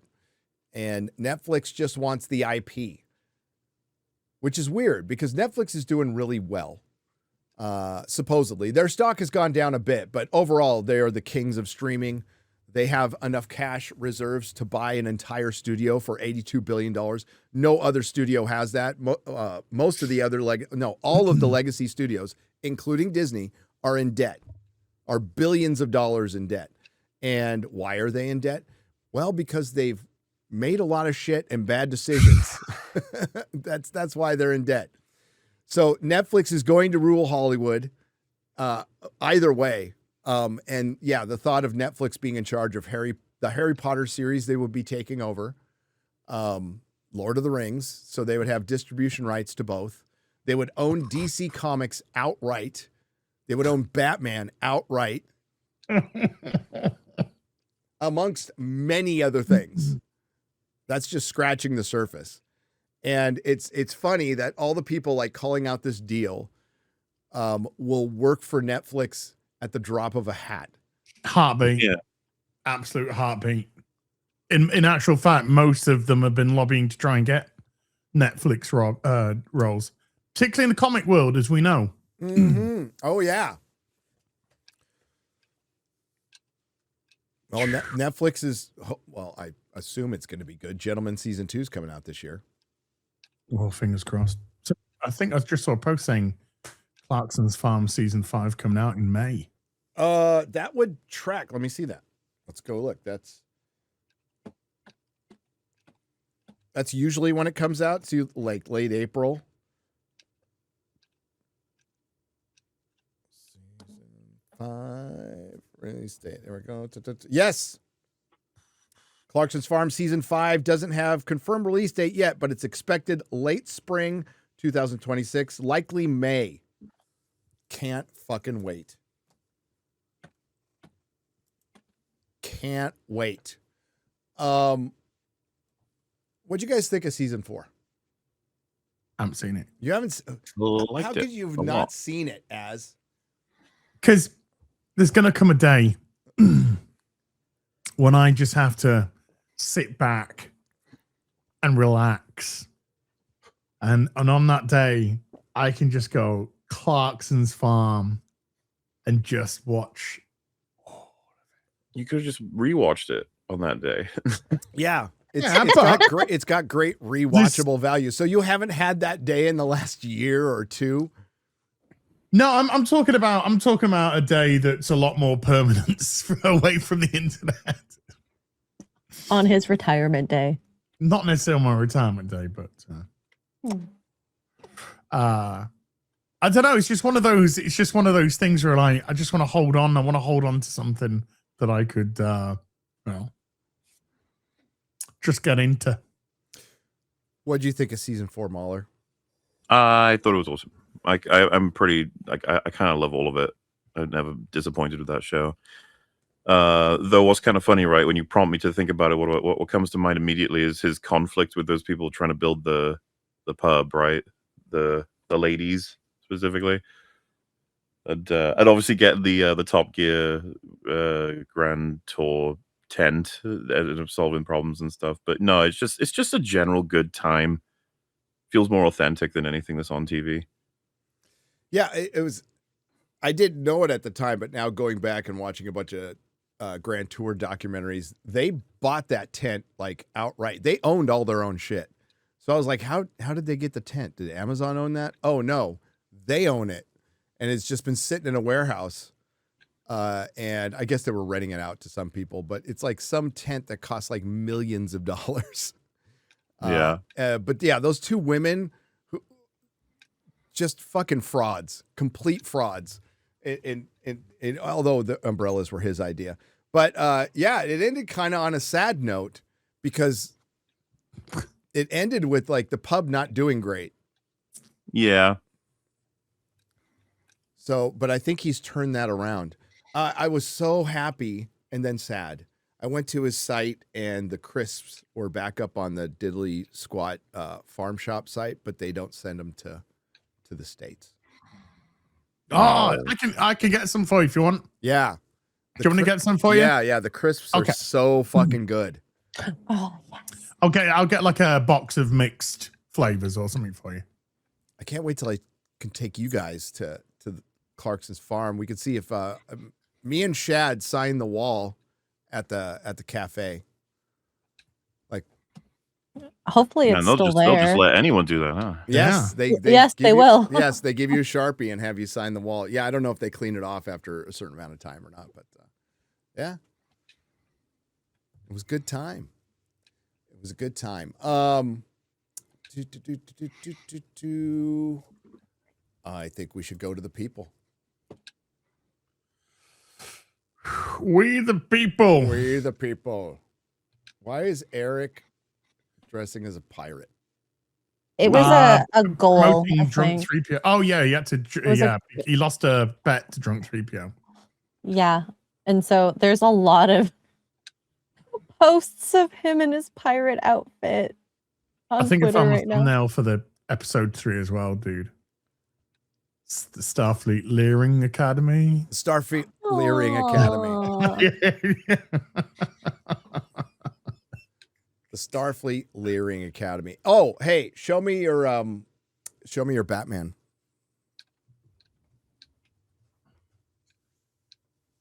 Since we didn't have any comments is that a today. euphemism in the nerd world? Yeah. Hard to keep up. It might be. Oh. Yeah. Yeah, Those boy. Muscles. Damn. The Michael Keaton blue and gray Batman suit that was seen in the Batcave in the Flash movie. I know. And it the way that this comes off, you can actually put the Batman Returns 2.0 head, Keaton head, so you can have it without mask as well, should you wish to. But it's actually really, really nice. And I put it on that base. You get a choice of base covers. I put it on the yellow and black. You know, dude. That looks good. Yeah, it's got him holding the got him holding little batarang with some wire there as well. Is that movable or is that kind of? Oh, this is fully posable. The whole thing's very posable. Yeah. Cool.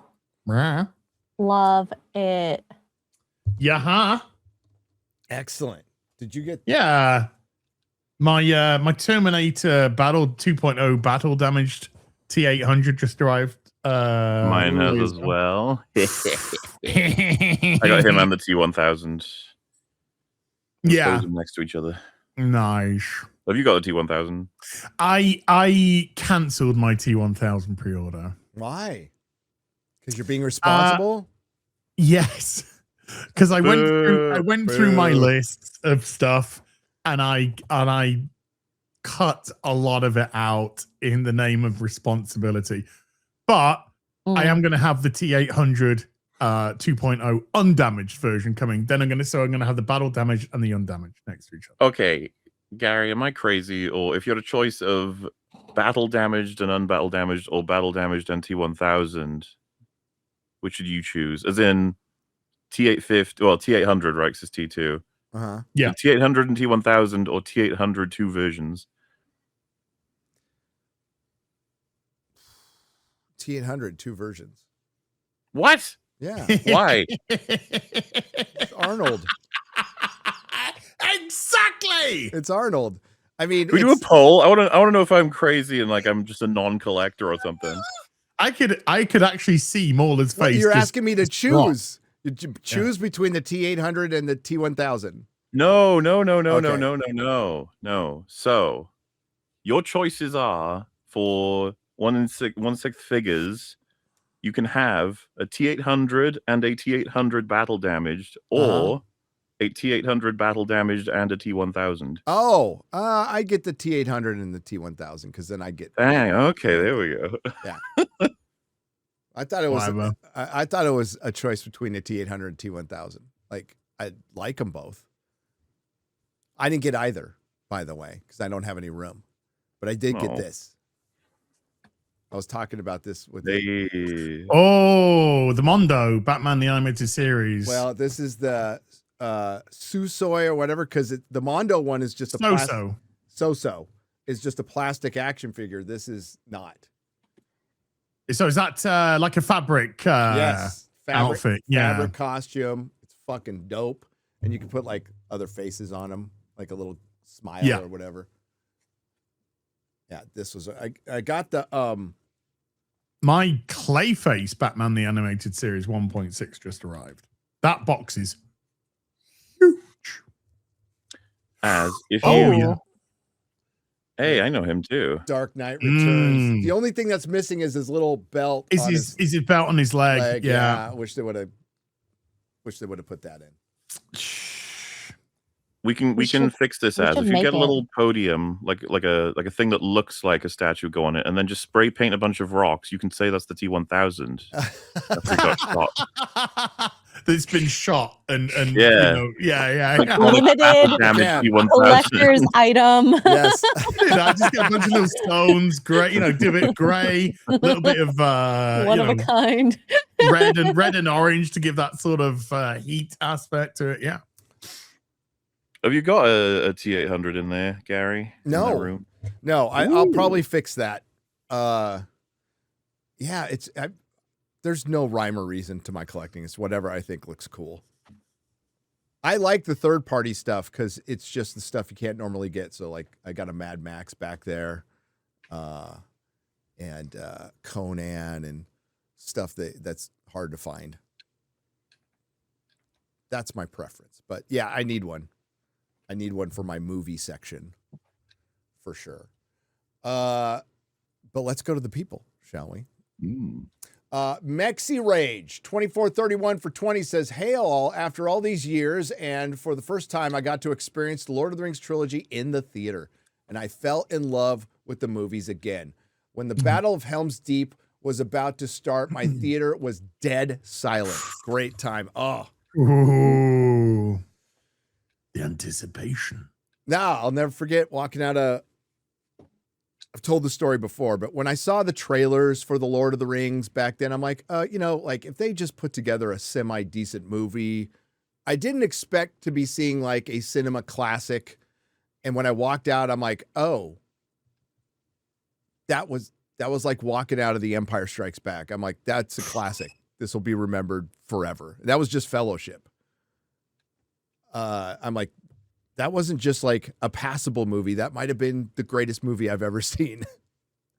Long gone are those days of walking out of a movie theater like that. I saw Fellowship in the theater and I was 8. So it was a pretty impactful experience, to say the least. It was like, this is a movie that's adapting some books called Lord of the Rings. You probably heard of them. And I was like, yeah, it's because there's a bunch of guys doing some things. Cool. Yep. Biggest memory still Gandalf fight in the Balrog. That's one of those things, and this is part of what made me fall in love with movies as a thing. It's like the whole room falls away. Any people in it falls away. You're just there watching it and just like completely engrossed. Yeah. No, but it's like it fired on all cylinders. It got we talked about it on our streams, but what draws you in with the book and the movie is you see what you're fighting for. You're automatically drawn into this really nice place called the Shire, and you're immersed in it immediately. And it's a place you want to live. It's a place you want to be. And it's so good. The starting is so fucking good because it really establishes, like, here's the good in the world. Here's what we're fighting for. These simple folk who just want to smoke pipe weed all day and, farm, and it's fucking great. And that was Tolkien and all his friends. That was England, his vision of it. But dude, the soundtrack, the Howard Shore soundtrack, I have they're really expensive now. The vinyl, just complete soundtrack collection. So it's they have them on CD too. So it's like in a book binder, and it's everything. It's so fucking good. It is so fucking good. I wish I could have seen it in the theater, but hopefully they'll release it on the actual anniversary, which will be later this year. Bone Temple didn't have a very good weekend, did it? No, fucking hell, dude. Yeah, what did it do?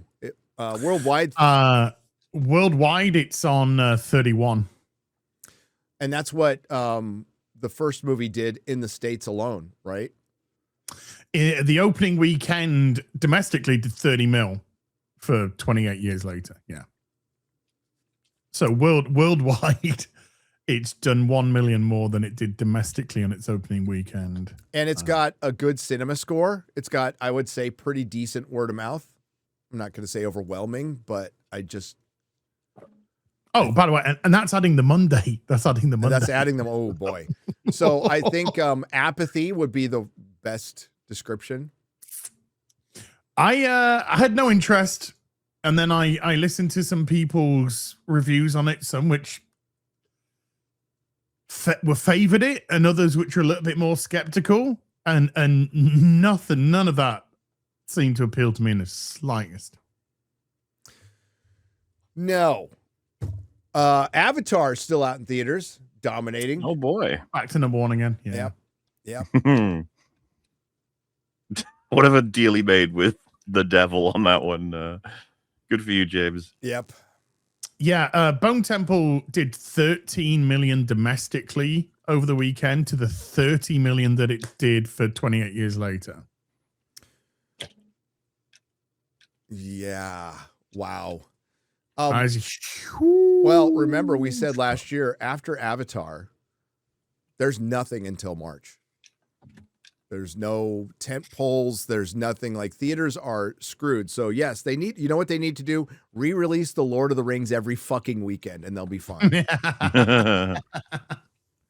funny too. Or the OG Star Wars or something. Yeah. The speed at which Bone Temple came out as well. I know that it was shot back to back. It's just that, like, we rarely ever have that. And for the thing we got it for was a movie where I was like, yeah, I'm good. I don't need to see another of these. It's like, don't worry, there is one right now. And you're like, okay. No, really? I'm good. I'm fine. Thank you. And then it's like, then there's another one. Because it ends with what they said in an announcement like a year ago, whatever, that the second film will be Cillian Murphy's character at the end. The story's going to continue with him next time. And still, which apparently it does. We're good. Yeah, no, I'm still like, I'm all right. Thank you. I like the first one. 28 Days Later. It's good stuff. Good movie. Griff Nizzle for 20 says Late and Fargate. Oh, that was such a good show, guys. Fargate. Best show. Best show. The best. Fell off a little bit later. Molly and I, we had to talk about it on Drinker's Open Bar, and Drinker's just like, he's got no idea what we're He was falling for it, dude. You showed that obviously AI poster. Obviously AI. And he was like, that they've just Son of ripped a- off, like, Stargate or whatever. And we're just like, well, there's influences. There's some iconography for sure, They did a lot of things differently. Next time you're at open bar, we have to organically bring that up again. Oh yes, yeah. Oh, it reminded me of season 2, episode 4 of Stargate. Yeah, fucking Battle of the Ages. That one's so good, dude. That's the kind of episode you'd show Drinker out of context, and he'd just be sitting there like, yeah. It's like, and it's so funny. Just make up a character like, but you have to make it believable. Captain Stevens. That's when Captain Stevens was cloned, and he fought himself in the Battle of Dog 769. By the way, Deadline are reporting that Bone Temple had a budget of $63 million net, 70 million marketing.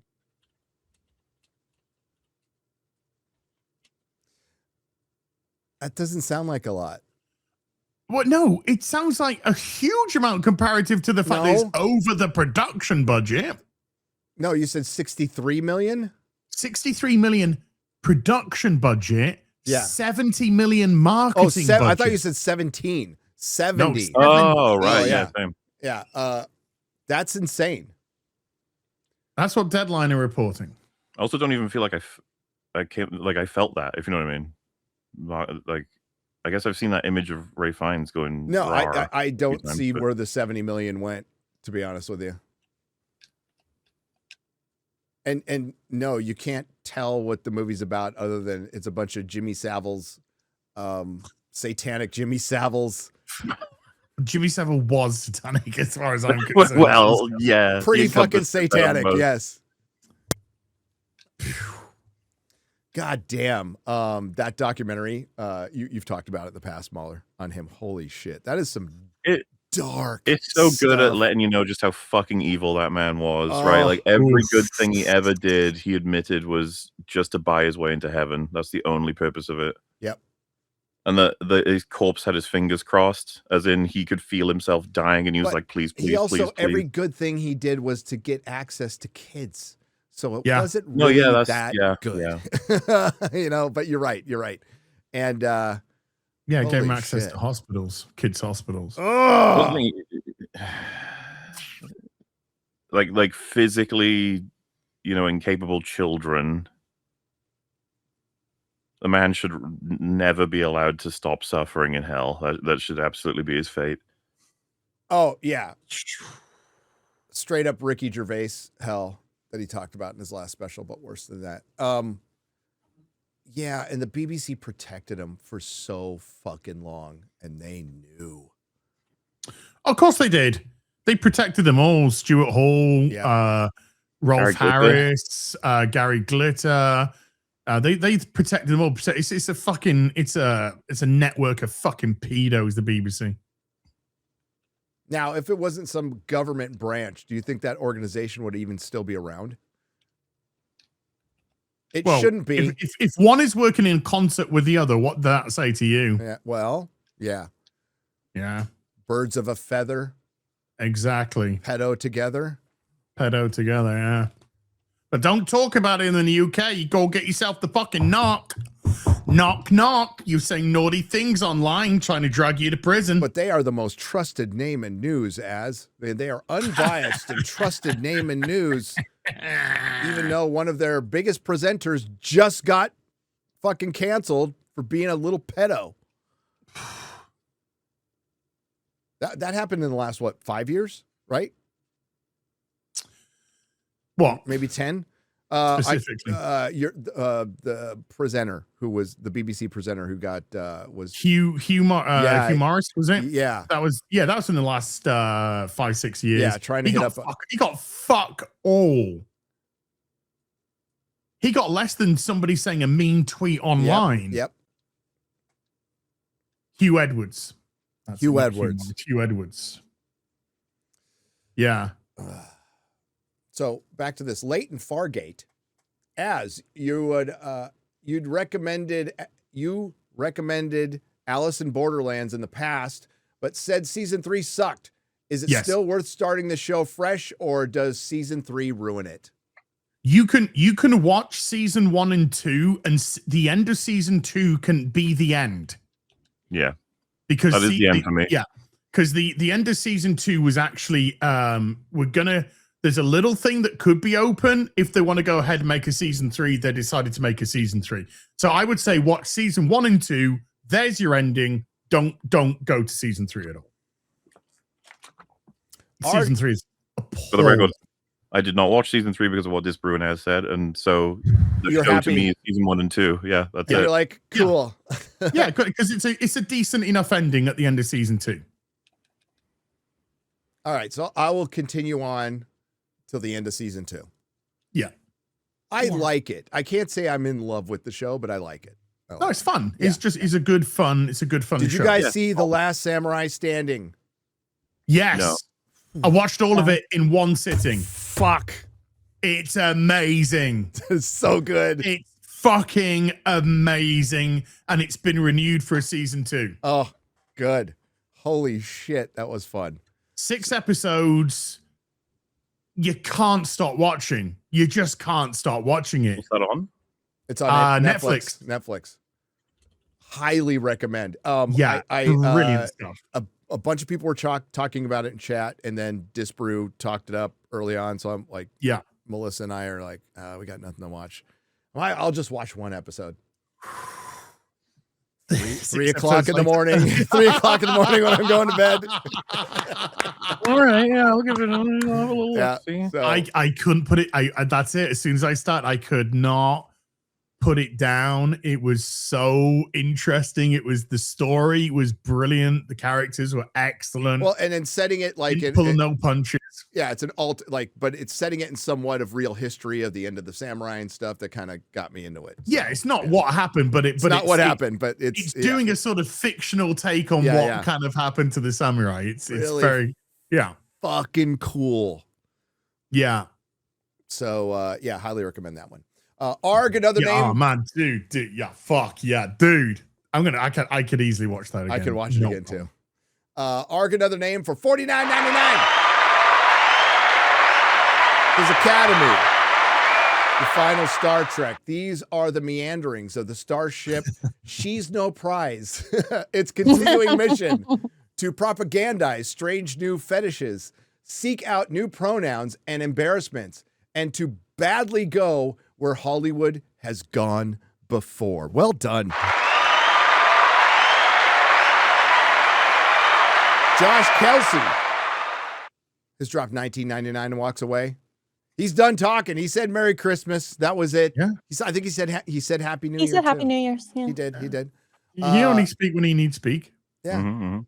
You know, Man of few words. he's stoic. Just like iDubbbz. And correct me if I'm wrong, but you, as years ago, when first seeing that word, said stoic. maybe when I read it, but I am dyslexic, so you know. You gotta No give me- excuse. I'm gotta give me some- Slick as well. Stoic. Stoic. Stoic. Stoic. It's how we pronounce it in my language. Stoic. Dude, that's one of the I have said some beauties in my time. I have to parrot certain words I just cannot register, and I have to learn them.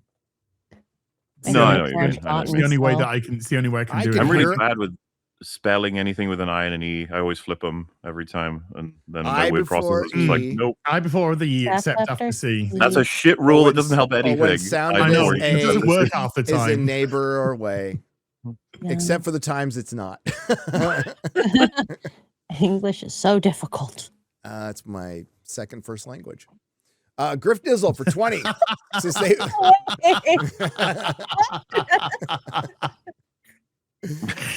wear So true, though. It is true. Yeah, it is true. The That's best thing about that shit is when you have someone who it is a second language, and they're like, "Oh, so why is this?" And you're like, "Anyway, Anyway, yeah, I don't know. I have why no is this fucking stupid language the dominant language in the world now? No idea.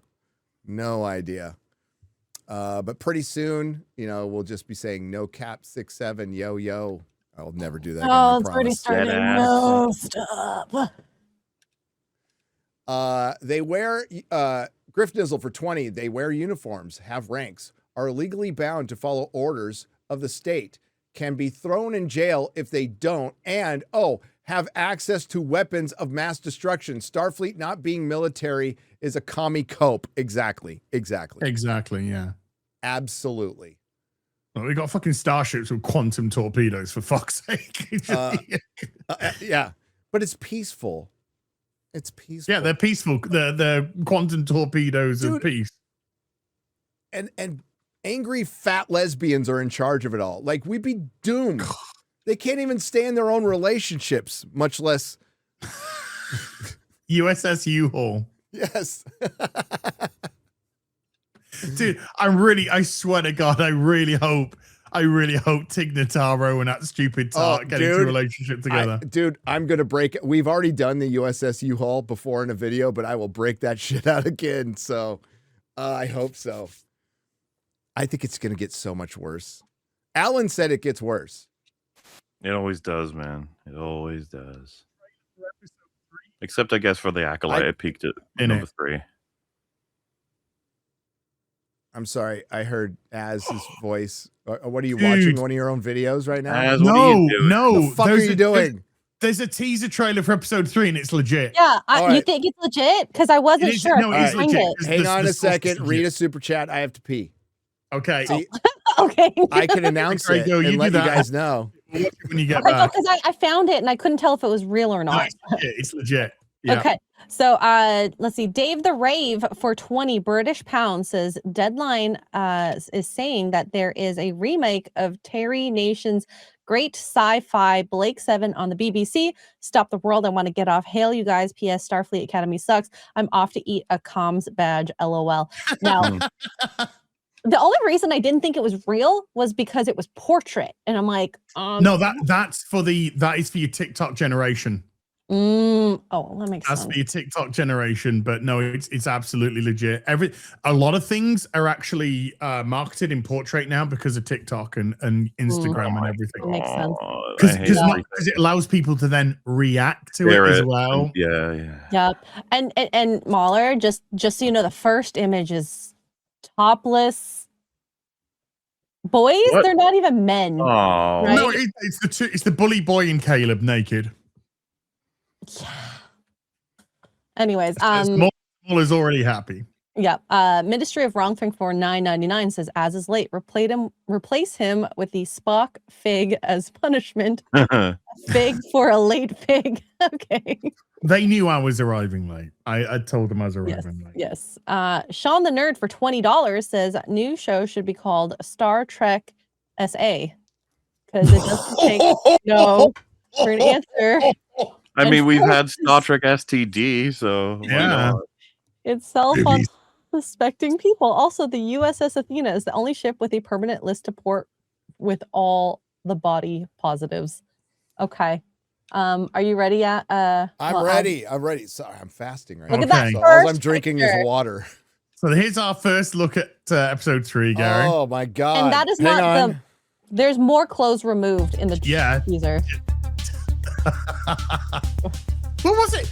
The fucking Betazoid's brother at the end of episode 2. He's just suddenly like, "Yo, bro, I love you, bro. I'm so glad I you know. bumped It's me, like, bro. Do you want to bro me, bro? Let's bum each other, bro." It's like, what? So you know this as one of the common traits of Kurtzman Trek is immediate familiarity. Familiarity. Yeah. Yes. So it's like they don't like to bother with these things like characterization. Everybody's just immediately best friends.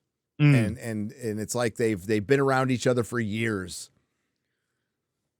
Yeah. Yeah, because that's what Data and Geordi were like. It's not like they had years to develop this really cool fucking friendship. Well, and then apparently in the background, Picard developed such a deep love of Data. Remember when Data was destroyed, but allegedly killed it by the toy collector, and then Picard's just like, "We're gonna need to have a replacement at all." That was it. I know. Oh, And then in Picard, it's just like, I love you. I want to kiss your peenie. I gotta finish the Picard review, bro. It is, the first 2 seasons are so fucking bad and contradict Trek canon, ignore it, do some of the stupidest shit you've ever seen in a TV show while ripping off like 3 other TV shows and a video game. What, like his dead mum who killed herself when she was young, even though she was old when he saw him, and there's a picture of her old in his family book, you know, from generations. There's a picture of her old. His dad's bald, but apparently his dad got all his hair back. And he was in an abusive relationship. And his entire like extended family died in a fire in the fucking 24th century. Like, couldn't you just died in a fire at the? How do you die of a fire in the when you could just transport yourself out of the fucking building or immediately? This is Starfleet Academy. I know, dude. It's like so dumb. Okay, this is speaking of so dumb. Are you ready? What the? Whoa! Oh boy, Starfleet cadets. We did this because we could. This is war. We are about to have a plank war on our hands. They shenaned once, they'll shenan again. Well done. You appear to access our security. Is that an accusation? My cadets and I will continue to outflank, outmaneuver, and outplay yours. I like this game. This is only going to get worse. Yes. So the war college is Slytherin. Yes. And these are Hufflepuffs. Wow. And there's some middle-aged. But there's no Hubble. There's just puffs. These are the puffs. Some middle-aged fucking. Whatever. I don't fucking know. The Hubble puffs. Hubble telescope puffs. It's in space, okay? Exactly. It's space. It's space, Harry Potter. They're the Hubble puffs. Nice. They're the Homo puffs. Aqua hobo.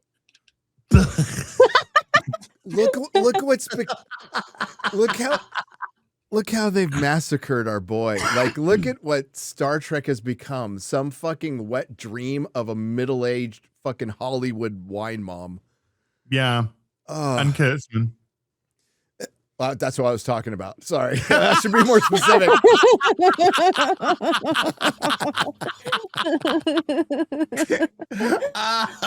Way too subtle, Gary. Oh, yeah. Sorry. He's a Hubblepuff too. So it's a prank war between the War College and the cadets, Starfleet cadets, dude. Yeah. You excited? To make a video roasting it this Thursday. You might. Of all the bad stuff, I was getting a lot of shit on FNT. They're like, "This is the worst thing you've made me watch." I don't. Is it? No, it's really up there. But they've released wasn't there something you watched recently? Oh yeah, how does it fare against Peacemaker? You hated that quite a bit. Oh, I despised Peacemaker. Peacemaker was at least it was like a half hour. This is an hour, dude. Yeah. Oh, I didn't even know that. Well, the first one was an hour 20. Yeah, the first one. Wait, the first one was an hour. Oh, because it was 2 episodes. Was an hour. Okay, yeah. I'll give because Peacemaker was bad. But I think what factors in, you can't count out the outside factor of James Gunn and the gaslighting and people who, I'll just say content creators who are calling out this show right here, Star Trek Academy, were saying that Peacemaker season 2 was good. That was the weird thing, because Peacemaker season 2 was as bad as Ironheart. Was like, it's fucking bad. Honestly, it's one of the worst things I've ever seen in my life. And it's utterly filled with the message, like to the brim. This is memeable. So like, did you see the trailer when this is only going to get worse? Yeah. Well, it's Starfleet Academy. Of course it fucking is. Oh, dude, that's a clip everybody's going to use. That's why I love, I love the opening. The opening voiceover is, Starfleet Academy. Starfleet Academy. You should take the best of the best of the galaxy and had aspired to great ideals, but then it was dealt a heavy blow. Yeah, the masculinity got Well, knocked out then of I it. put a picture of Alex Kurtzman, and then she follows up by going, and then it was gone. And that's a perfect description of what's happened to Star Trek under Kurtzman. They have some images as well on their Twitter for the next episode. Oh, so they're promoting this on Twitter. What Twitter is this? Hang on. Trek Central. So it's not their Yeah, Twitter. Trek Central. Yeah. No, but it's a this is a positive Trek account. It's an Access Media. Yeah, fan this is where we got the info for the free episode. Yeah. These are just rah Trek. Yes. I mean, want to fucking go back to that. timbers. Go back to that. Nothing says Star Scissor me Trek like timbers. this. Yeah. Oh, I can feel the love between them. I'm taking the one on the left in the breakup fight, though. Oh, she's gonna fucking crush. She's gonna snap Tig like a fucking twig. Sorry, I had to get my buttons right. Laser tag. Hey, nothing says stealth than having fucking light up fucking insignia. I know. on your outfit. I mean, it's one thing. It's one thing to have like the lights shining in when they wear helmets in space. They always like light the face. They light the inside of them. Yeah. But this is Kurtzman Trek, where Section 31, which was normally just a guy, right? We didn't know anything about the organization. Has its own badges, its own base. Everybody knows about it. They have employees of the month that they plaster all over the place. This is Kurtzman Trek.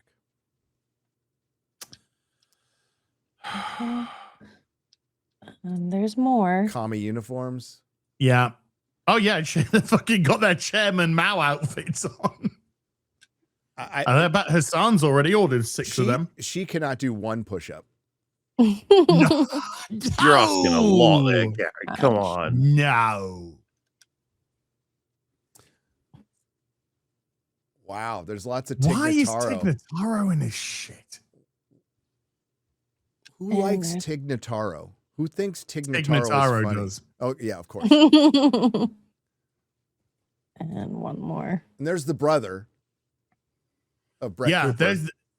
Who had what, like one line in the fucking show, and then at the end it was just like, bro, bro, yo, bro, Oh, did you hear the last one? Bro. He's all bros making each other's bed. Let's do this. Yeah. It's like what, mate? This is gayer than a fucking Klingon in a skirt now.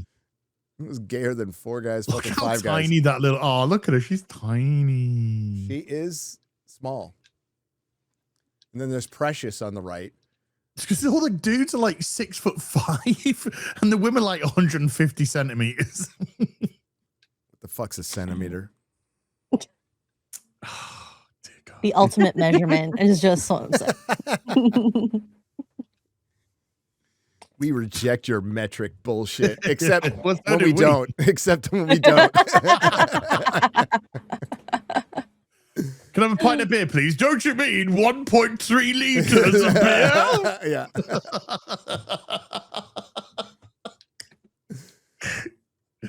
Oh, you know what? It's been a great January so far. I've been having a lot. I love my fucking job. God damn it. Oh, it's so good. It's so good. Oh, I also wanted to point out with the I talked about it last night. So with the premise of Doomsday, which is Steve Rogers fucked up the timeline, caused incursions. Nerdrotic Jr. pointed out that they kind of borrowed that from Avengers Earth's Mightiest Heroes. Now, I don't know if you guys have seen that cartoon. It's really fucking good. It got canceled because of the Disney Marvel deal, but it is absolutely the best Avengers cartoon and one of the best Marvel cartoons. So there is so when Steve Rogers woke up in the 21st century in Earth's Mightiest Heroes, it fucked up Kang's world. So Kang was after him. And he's like, yeah. So Nerdrotic Jr.'s like, oh, they just took Kang Dynasty and just repurposed this in the Doomsday. And I'm like, yes, you're right, kiddo. You're right.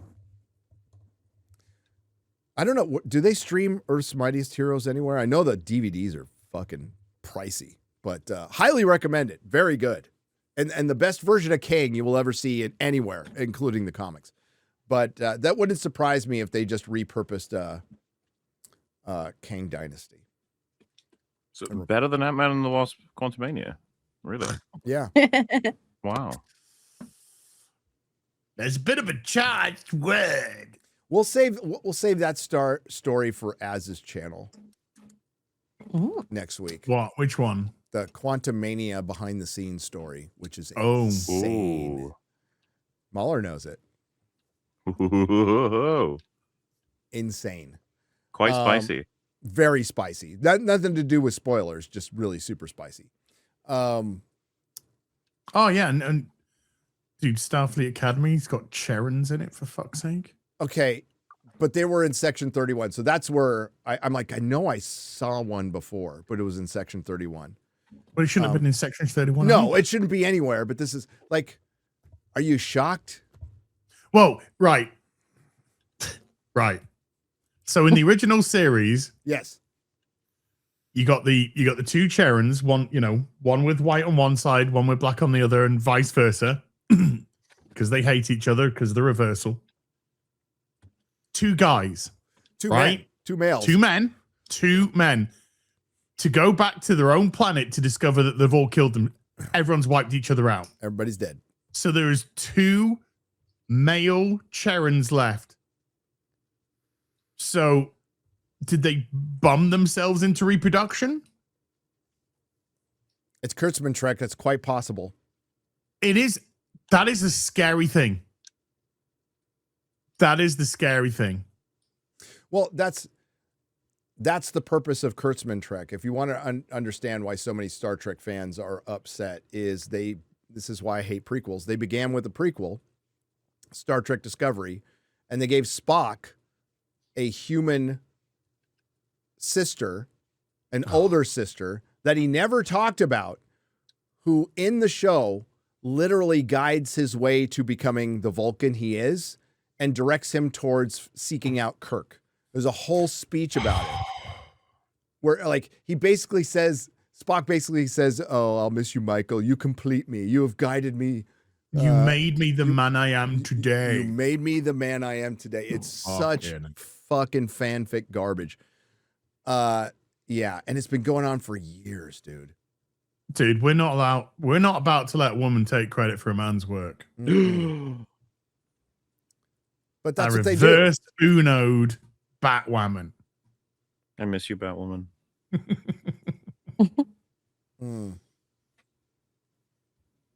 That's not the worst thing you've ever seen, Batwoman? No, Peacemaker is worse than Batwoman. Okay. Well, Batwoman. Wait, what's worse than a Peacemaker then? What's worse? In terms of TV, I think Peacemaker is the worst TV show I've ever seen. Peacemaker season 2 is the worst TV show I've ever seen. Did you see Alien Earth? Yeah, he yes. Didn't see it. You did? At least Alien Earth. I mean, it was terrible. What are you about to say? Yeah, I'm about to say, at least aesthetically, it looked nice. Like, it looked like there was good lighting, there was decent cinematography, costumes, outfits, stuff like that. But in terms of story, characters, etc., fucking hot garbage. Hot garbage. And I don't have the investment in the alien world that I do in DC. I've been like invested in DC for. By that logic, people would assume Batwoman is worse for you than Peacemaker. No, because the whole Batwoman thing in itself, she was only brought back in the mid-2000s simply to be a fucking lesbian. To be lesbian, yep. That was it. To bring she's always been a bit of a and she's never been a character which has hit the mainstream in the comics either. Like she's a second fiddle character, third fiddle character at best. Well, isn't all that applicable to Peacemaker? Well, the Peacemaker. No, the thing. Right. Okay. So the difference is Batwoman is simple incompetence, right? Utter incompetence. And Peacemaker is a guy who claims to know better, to be a lover of this genre, to be a lover of superheroes, literally just making them look like the whole thing look like idiots. Like, I hate all of this, and I'm going to make the most mean-spirited thing that I can possibly make. So that's why it kind of affects me a bit more. Because it's not just about Peacemaker, it's the surrounding characters which have to fit into that universe as well. How about how does Acolyte compare with them? God, that was the funniest shit I ever saw. I mean, it was funny. That was the funniest shit. Again, Star Wars, I'm already apathetic to Star Wars. You know, the apathy set in long ago, so I'm literally watching fanfic as far as I'm concerned. That's why there's different metrics of bad. There's just objectively bad, and then there's how much damage did it do to the thing you love. Yeah.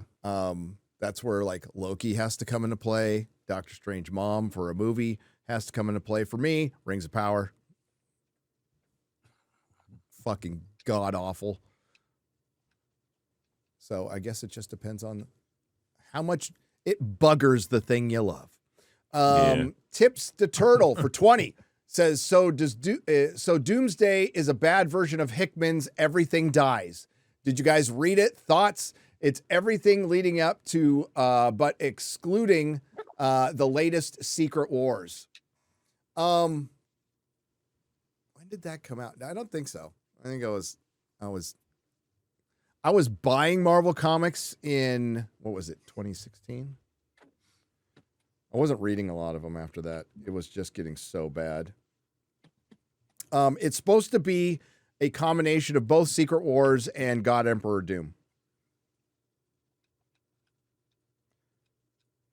That's what it's supposed to be.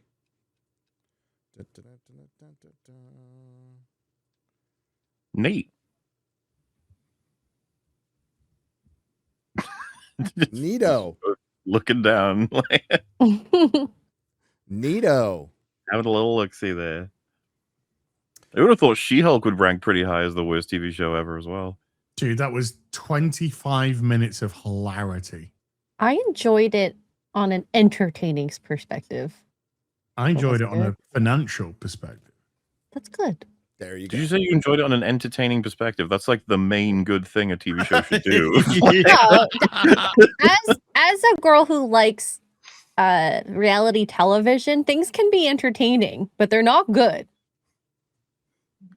Like most reality television. Well, you know, like that's like the most important aspect for a lot of people is it's entertaining, as opposed to even good. I like the drama. It's like watching the Kardashians. Can you put that picture back up of Tig Notaro with the other woman next to it? Oh gosh, Please, for a second. I have to find it.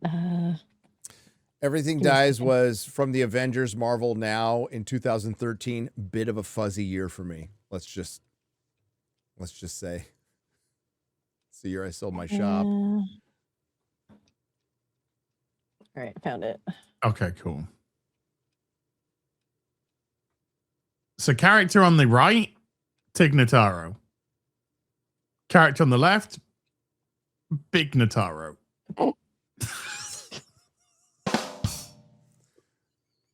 You did it as. You did it Big eats Tig. So that's what you were looking down at. You were workshopping that joke for a while there.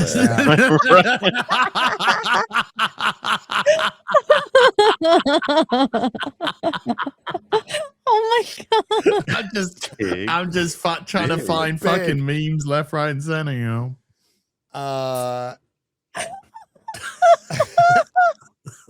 I'm not even going to give you an A for effort on that one. That's low hanging fruit, which they don't have. Well, they are definitely low hanging, all right. Something. Oh god! I will not elaborate on that. Oh, that's a good one, Chub Hadar. What da? Chub Hadar. Chub Hadar. Sorry. Jake for $20 says, "Here's for some dude, a YouTuber." Thank you. I'll take that. I'll take that description. It's all good. Griff Nizzle for 20 says, and how much did War of the Rohirrim make again? Oh, nothing. It didn't make a lot, but it was animated, and it was terrible. But yeah, I can't remember the box office, but it didn't exactly destroy, but it was just done as a placeholder, just to keep the rights around.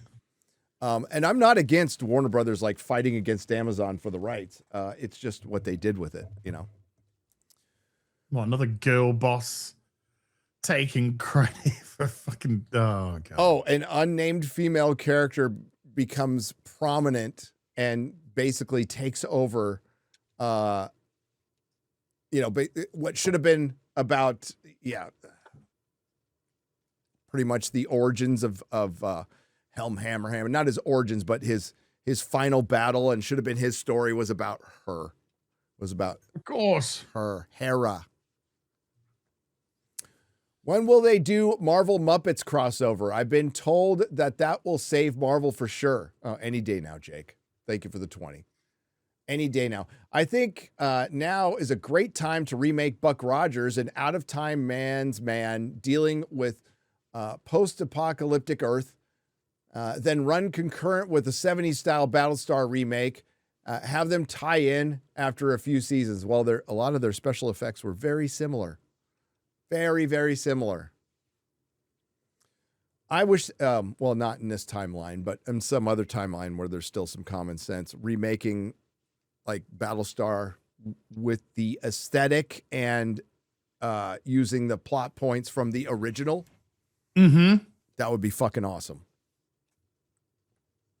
Diego Salazar for 3,000 arses says, Gary, I have a question about what you said last night. Where is Cyclops? Is he safe? Is he all right? I don't know. I don't know. Don't have an answer to that question. I'm pretty sure the entire plot of the movie is out right now on Reddit. Like, it's all out there. You're going to know everything about this movie before it comes out. You guys have to give Hogwarts Academy of Warpcraft and Transportory a chance. We haven't seen Mikey Spocklepuff House and the Dilithium Chamber of Secrets yet. Hey. Hey.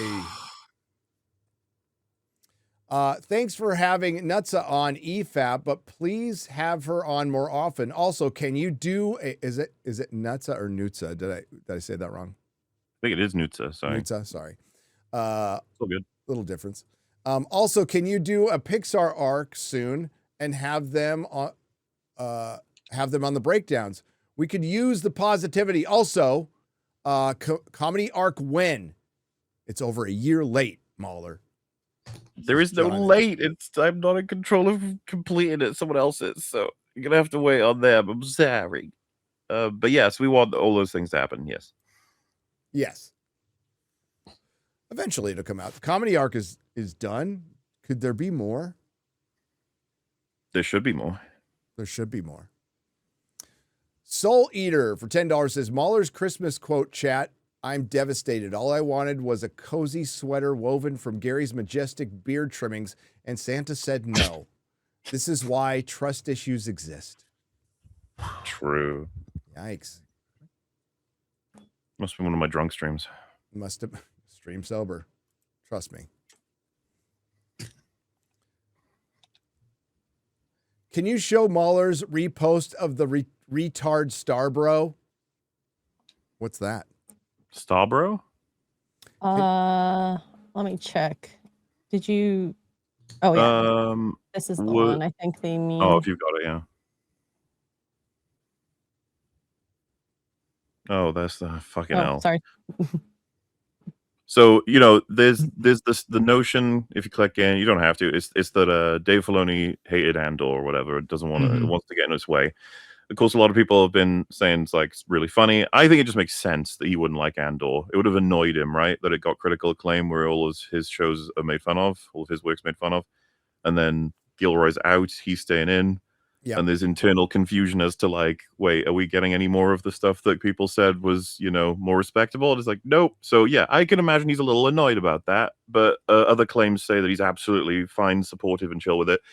Public statements, he's very fine with it.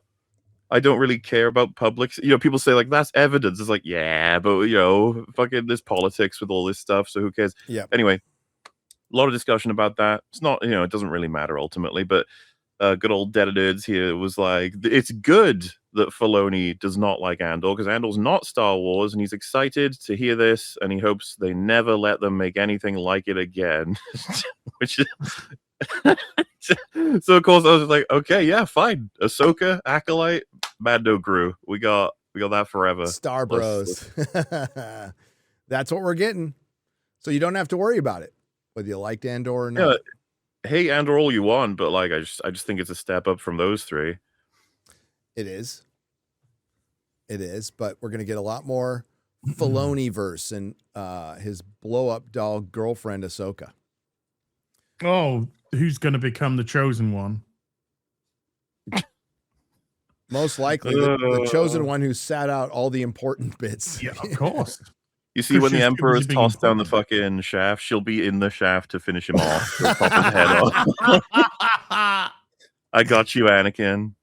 Yeah. Don't worry.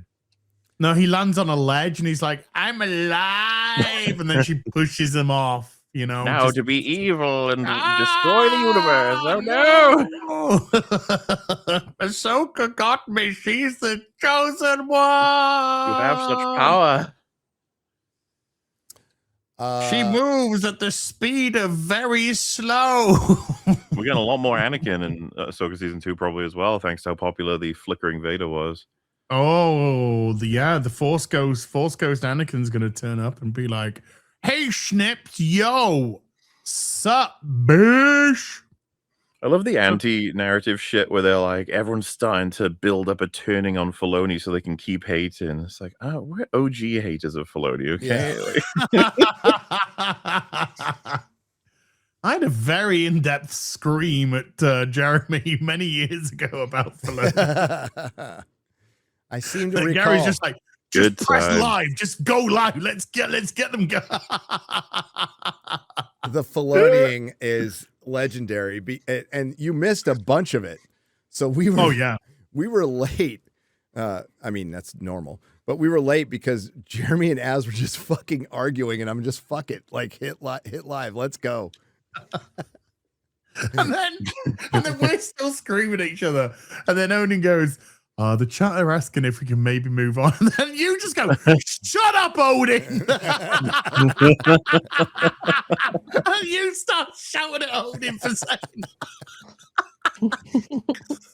Oh, it was fun times. Good fun times. days. And then after that episode, I remember Jeremy messaged me. He's like, bro, do you mind just doing a stream with us at the minute?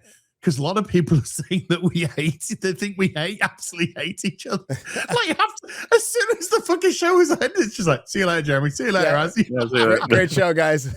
Yeah. Jeremy and I had to do like a cope stream to show that no, we're fine. We're absolutely fine. Lying to this day, by the way, they both had a pistol just off screen from Gary. Just behind the back, Yeah. It's what nerds do. We scream about shit. Hang on a second. Talk amongst yourselves. Oh my god, I don't know. Brave is set to where when I go to YouTube, it just pops up the fucking Starfleet Academy series premiere. I can change that for you. I like, by the way, it's okay. Talk Amongst Yourselves begins Brave Rant. Yeah.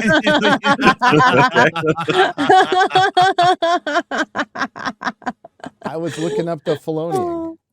Oh, okay. I can read some soups. Slick Ricky Bobby for $1.99 says more like Starbucks Academy. Hey, that's good actually. That's a good one. That is a good one. Starbucks 90210. Jojo Bazaar for 40 yen says no hope for God of War live action. What about you, MauLer? No hope. However, that casting was a good choice. Ryan Hurst for Thor. That was a good choice, but no hope. No. Yeah. I hope he gets back on the. Yeah.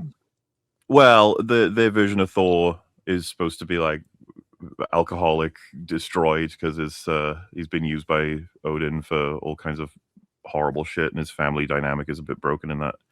Yeah. You know, the stories about how he almost gets a road to redemption sort of thing. No, I mean, the real life actor, he's like really shrunken down. He's quite thin now and stuff.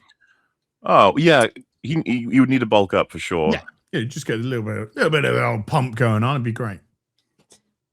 Iron Blimp for 5 says, I'm going to move to Arizona just to be inside as. Oh wow. Thank you. I think. Robert Hayes for 199. Speaking of sports ball, how's Crystal Palace as? Oh God, fuck off. I wouldn't know because we've barely got a football team right now. Okay. Oh, sorry. Yeah, I misspoke. He's playing Kratos, not Thor. Yes. Sorry, my brain. He was Thor in the video game. Yeah. I don't know what the fuck just happened to me with that. It's okay. It's okay. It's okay, boo. LC Lappin for 5 says, MauLer, instead of pestering you to watch Venture Brothers, which you should, like to hear what you assume it's about and why people love it before you dive in. I have no idea. It's an animated show, and I guess it's brothers that go on adventures. Great analysis. I love it.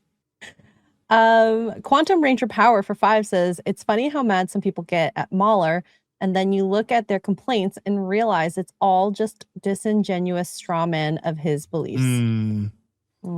I'm a pretty annoying person to try and summarize super quick into all he does is hate women sort of things. It's like, I mean, we're all very good at hating women, but 17.5 hours, it's asking a lot. You know, that's some gold medalist level of women hate. Yeah.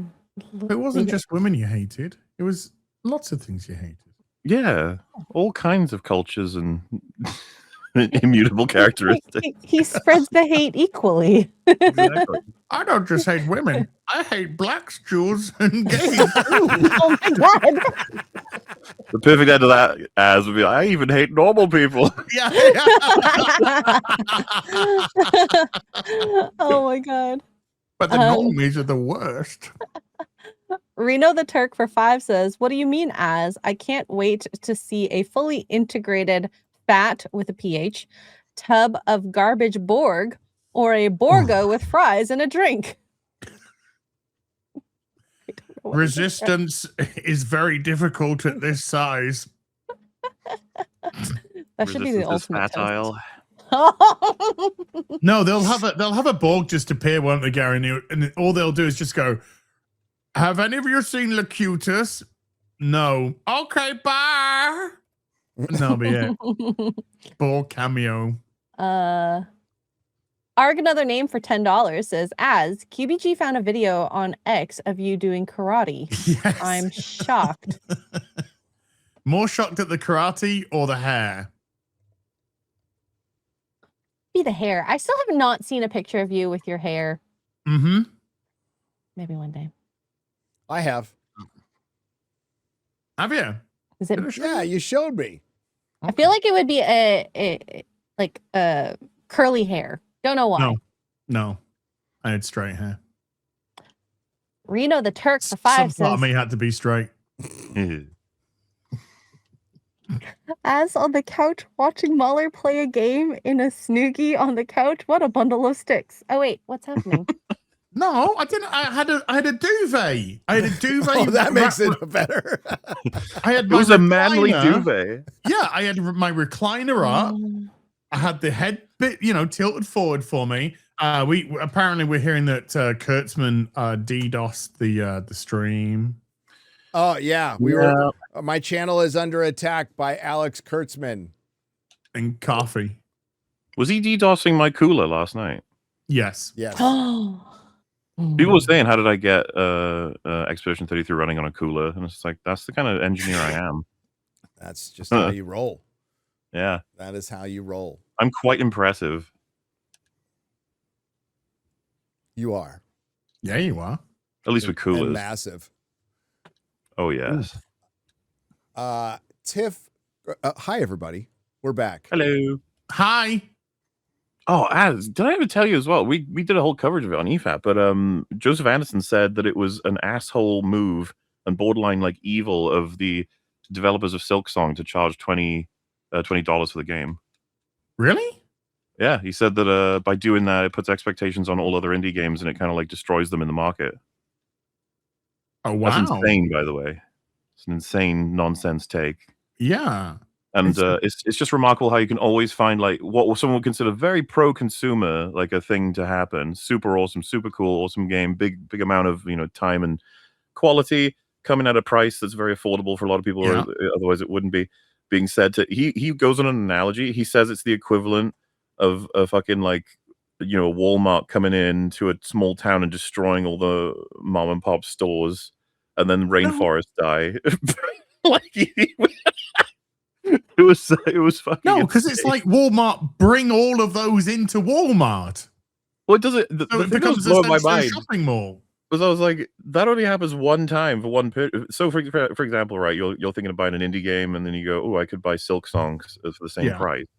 Fair enough that it'll beat it out, but like that's their prerogative, that's the market. We can't do that fight more than once. You know what I mean? Next time you decide what game you're buying, you're not going to say, oh, I'll buy Silksong again. Whereas with Walmart or McDonald's or whatever, that can happen.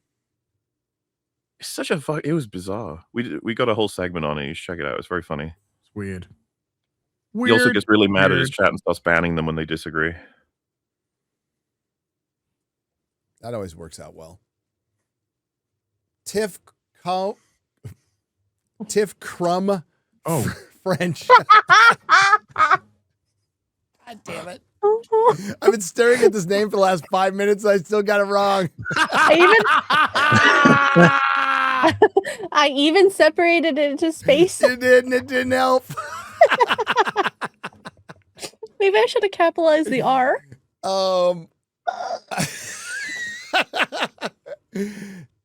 Tiff Crumb French for $30.99 Australian dollars said, what if all the overspending of TV and movie budgets is not wasted, but a replacement for the U.S. AIDS money that has fallen through since Big Balls got finished? Also, Startard,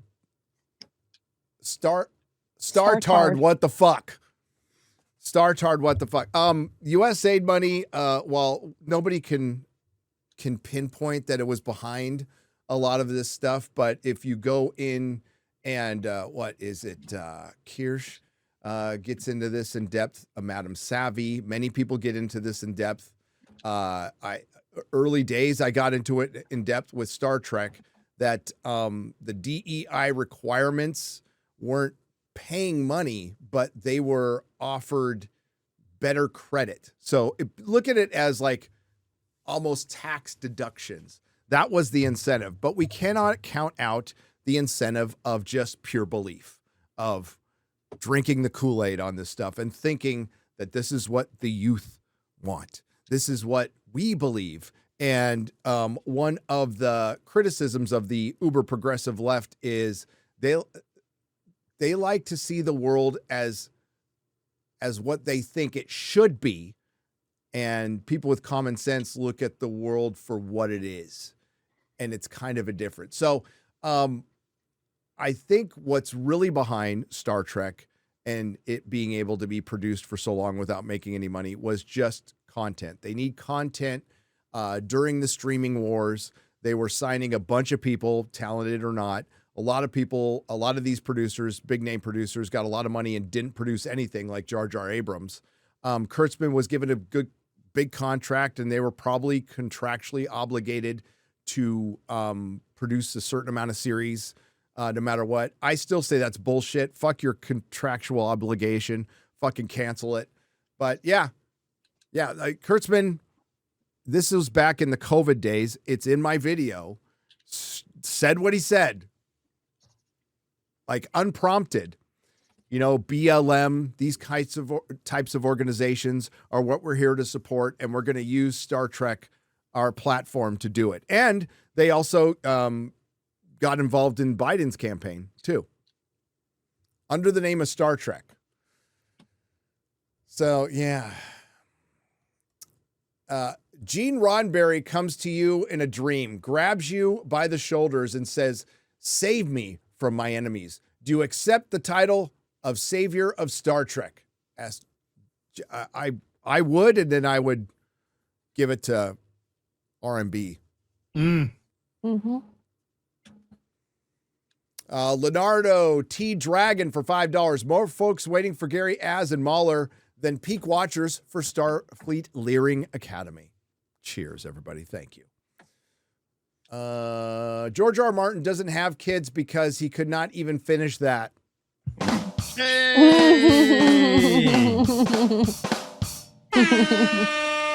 Cave Dive Doc for $9.99. It's funny because it's true. I started playing Golem last night, and it's one of the funniest games I've ever played in my life. Gonna finish it to the end. Gary, read my letter to you before you send Az and MauLer's gifts, please. I will, Mikey. I will. Thanks, buddy. In entertainment news, YouTuber Skybrows made his own little sequel to Team America. He made it an AI music video called NVIDIA Fuck Yeah. It's styled in the same puppetry like Team America, filled with so many memes and references, definitely worth the watch, says Marksman. Thank you for the $15. Hail, Gary. I missed the response last time, but anyone read the Black Company books by Glenn Cook? Palate cleanser from modernity. I have not. Are you looking that up, X-Ray Girl? You want the video? Yeah. NVIDIA? Okay, I can look for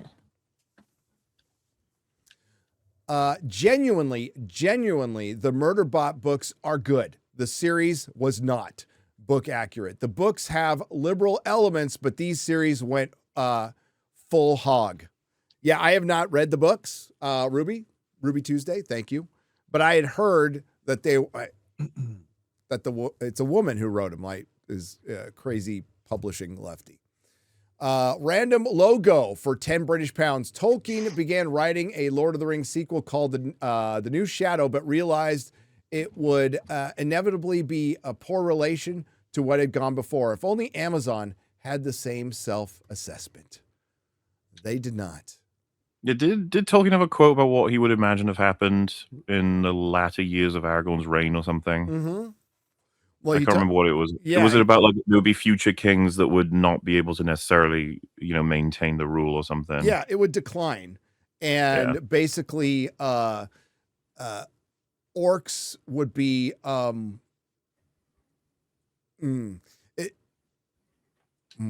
trying to be careful with my words here. Orcs would be praised. Yeah. But there would be an entropy to his rule. And it was supposed to kind of, even though he didn't do allegory, it was probably in his mind, it was very reflecting how he felt about the 60s. Yes, but there is applicability. There is, who did a video? A bunch of people have done a video on The New Shadow. You can go check it out. Chair Spock, the needs of the many outweigh the needs of the few. Kurtzman Trek viewers. This is true. Can you show the Secret Wars leak via Majestic UCM? What? I can look it up. I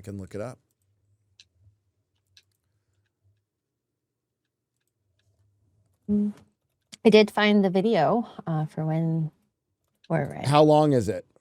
3 minutes. We can look at a little bit of it. Here we 18 go. seconds. Hang on a second. Okay, yeah. Pull that up. While I'm looking for this. Okay. All right, let's go.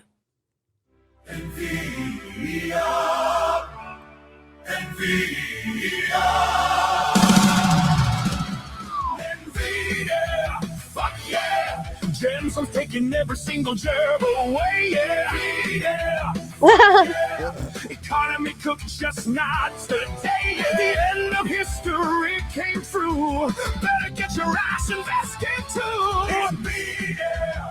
Fuck yeah. So smash those prompts and API calls. Yeah. Fuck yeah. Trained on all your shit now. Suck on my balls. Graphics curse, but we don't care. While AI drones control the air. Fuck yeah. Okay. I think I've seen enough. Yeah. Yeah. It's AI. It's not a. It's not a thing. Did you hear Bezos say nobody will have PCs someday? We'll just have brain chips. It'll be fine. Yeah. Well, that's what Musk wants to put they'll brain get chips everything in. from the cloud. They all want brain chips as. Yeah, I know. Did any of them watch Ghost in the Shell? Did any of them watch anything? I know, any dystopian AI future. Boobies. Which leak? There's a lot on here. I don't know what specific one.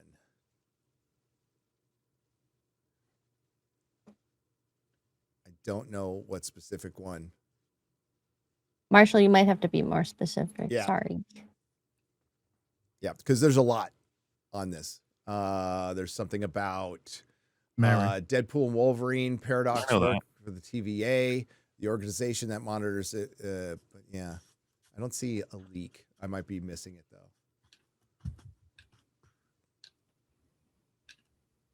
though. I do know that Spider-Man Brand New Day was supposed to come out after Doomsday, so I don't know how they're going to work that out. But yeah, sometimes nobody cares. Nobody cares from Marvel. Nobody cares from Sony. Nobody cares. Sometimes I pause the podcast and interject my point out loud. It makes me feel like I have friends and we're all discussing bad movies. I'm so lonely. I'm so lonely. We so lonely. I got nobody. I got nobody for my own. Mr. Lonely. It's beautiful. Orcs are black. Ben for $5. I was thinking of starting my Star Trek journey with DS9. Should I watch any previous Trek beforehand to get a better appreciation for DS9? Yes. Absolutely. Original series, Next Generation, then the movies, then DS9. Yes. So just a little bit. Robert Hayes, I think I ate my insert your own joke here. Oh, boy. Oh, boy. Snacks for $5 says, okay, class, today we're doing a group exercise. So I need you to break up into your Federation Academy groups. F, A's, and G's. Anyway, see you next Tuesday. See what you did there. I never want to see you guys early and straight. You don't have to worry about that. Yeah. And you'll never have to. Do you think Paramount is airing these Star Trek flops for the tax write-off on purpose? It's like the Batgirl show, but they didn't can it, so they have to avoid the backlash. Well, they should can it. There's a lot of stuff This never should have seen light of day. No, there's a lot of stuff that sees the light of day because they don't want to bruise somebody's ego, and it's cost them Robert billions. Picardo's by the looks of his fucking cope tweets. Oh my God, he's just going on and on, isn't he? Oh, dude, he's just like, a lot of shows aren't appreciated till their third seasons. Not this okay, bro. Yeah, he's uber coping. You ain't making it to the third season. He called somebody insightful who said, when I see anyone that disagrees with me online, I block them. That's insightful. Yeah, he's like, this is an insightful comment. That's really insightful. Oh, is it? Because he says, I don't block them because I don't like their opinion. I block them because they're trying to force it upon me. I'm like, what the fuck are you even talking about, you fucking loony? Lots of cope. Back to the Future is the last bastion of hope. Everything else is dead and buried. They so badly want their dirty little woke hands on that. Zemeckis said it's going to the grave with him. Yes. Yeah, he did. Good. See, that's I'm hearing that Henry Cavill actually turned down a Clooney movie because he didn't like the quote unquote woke messaging in it and found it quite destructive. That's a quote? Well, the quote is he didn't like the woke messaging, as in I reckon they're putting the word woke. I think Henry Cavill probably would have used some more tactful terminology. But apparently he probably said, it's not. I bet Cavill said something like, it's not my cup of tea or something, and they've turned it into to that. But yeah, something like that. I'm gonna have to a look into. Yeah, find it. Should I watch The Haunting of Hill House? I mean, it's pretty well liked by a lot of people. I think it's a pretty reliable, spooky thing about family. I'd say yes. Check it out.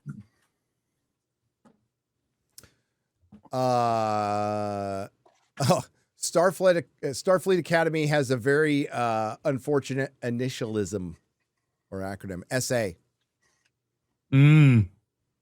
STD and SA now. Yep, there we go. They are.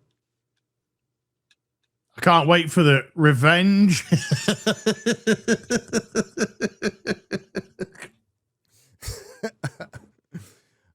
They had torpedoes and uninstaller phasers, if I recall. I love watching you guys on my long drives. Watching us? And even though I got dumped Trucker. and life is kicking my dick right now, it's nice to have a laugh with my favorite peeps. Keep up all the hard work, fellas. It'll get better. Women, girlfriends come and go, dude. But our podcast is soulbound. Yep. We will be here forever. We will not leave you. Gary should copyright claim. Maybe. No. I'm not some third-party Indian fucking company that's doing it. Right. MauLer needs to go on Versus with Chris Gore and Film Threat crew and fight Angry Badger on Fallout after season 2 ends. I have a feeling Badger will win. I don't fucking. I'm so done with that show. Fuck that shit. Wait, so Angry Badger thought that season 1 was awesome? Yep. I guess. All right. Better than season 1. Wait, what's? Oh, is he saying Fallout. season 2 is better than season 1? No, I personally think season 2 is better than season 1, but Okay. yeah. Yeah, I ain't watching it. It's not happening. So it wouldn't be much of a fight if you haven't watched it. Yeah, I mean, I could try, but yeah. What do you got to say about it? Nothing to watch it. Yep. So I automatically win and I leave. Yeah. Mexi Rage for 5 says, and made me sad to realize that we may never see. It made me sad to realize that we may never see another trilogy or movies or shows of the same quality. And one more thing, these writers can fuck off. Is that like a continuation, X-Ray Girl? Oh, yeah, that might have been the one. Was the one okay. that he was saying that he went to see the trilogy. My apologies, Mexi Ray. That was the first soup chat you read out. Anthony Butler for 10 British pounds, proper money. Gary, as a Wigan athlete fan, a Wigan. Yeah, Wigan Athletic, not athlete. Wigan Athletic fan. What's that? What is it? Football team. A soccer team? American football? Is it a soccer team? No, it's British football. Soccer? Football. I also agree with sports ball ruining your weekend, as many of my Saturdays have been. Got your book today and loving it, and thank you for sharing your stories. Thank you. Wigan athlete. Wigan athlete. I don't know.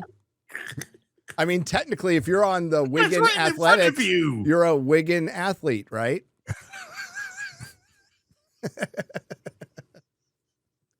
Dude, I've fallen down a rabbit hole of boyfriends getting their girlfriends to say the American football team by the logos. And it's fucking hilarious. That does sound fun. It is funny. It is funny. And then when they say it, it'll just bring it on the screen and go, da, da, da, da, for the music of the like, the Chicago Pit Fighters, Dun,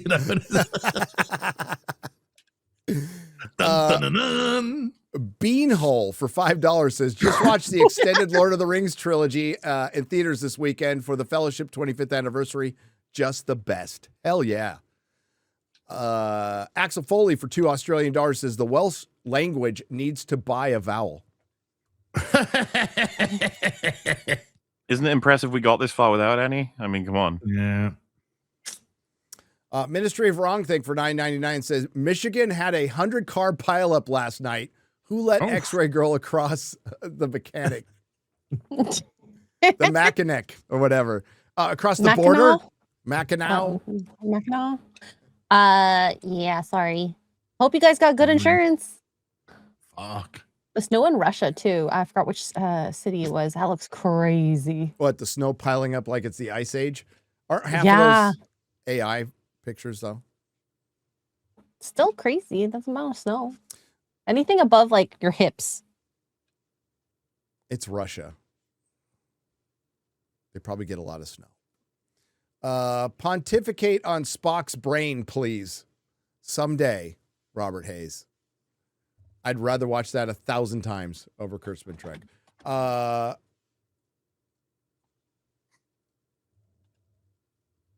Kuso Pronounceu, Japanese as.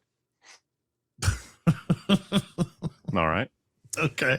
Congrats on the chair stream. Shout out on Gutfill. Thank you, John. I appreciate it.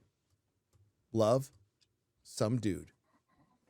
I have a question for the panel. What's the name of the guy whose nose that grows? MauLer might know. So that is the Netflix documentary for Stranger Things season 5. They show one of the production designers literally says, "Hey, what's the name of the guy whose nose that grows?" And someone else goes, "Pinocchio," and he goes, "Pinocchio, yeah. Pinocchio." That's it. And we were saying, like, I get that you forget some stuff sometimes. Sure. Like, you just feel like Pinocchio is one of those ones where it's like, really? That's like the quintessential association for nose growing with light. You know what I mean? It's just like, I would have loved it if the guy said Pinochet instead of Pinocchio. Pinocchio.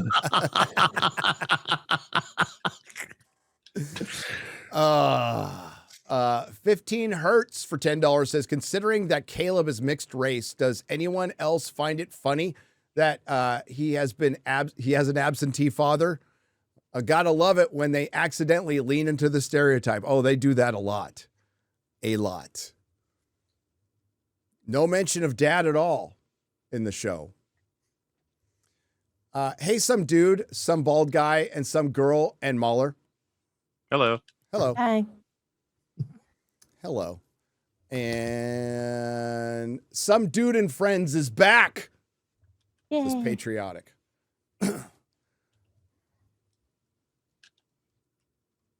I'm scrolling down. We got to do a couple more before we get out of here.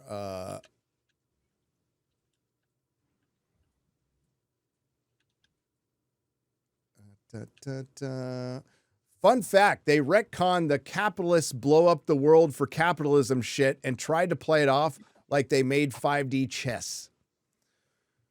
In the name of the Metrons, don't ruin Cisco. They're gonna. They're gonna.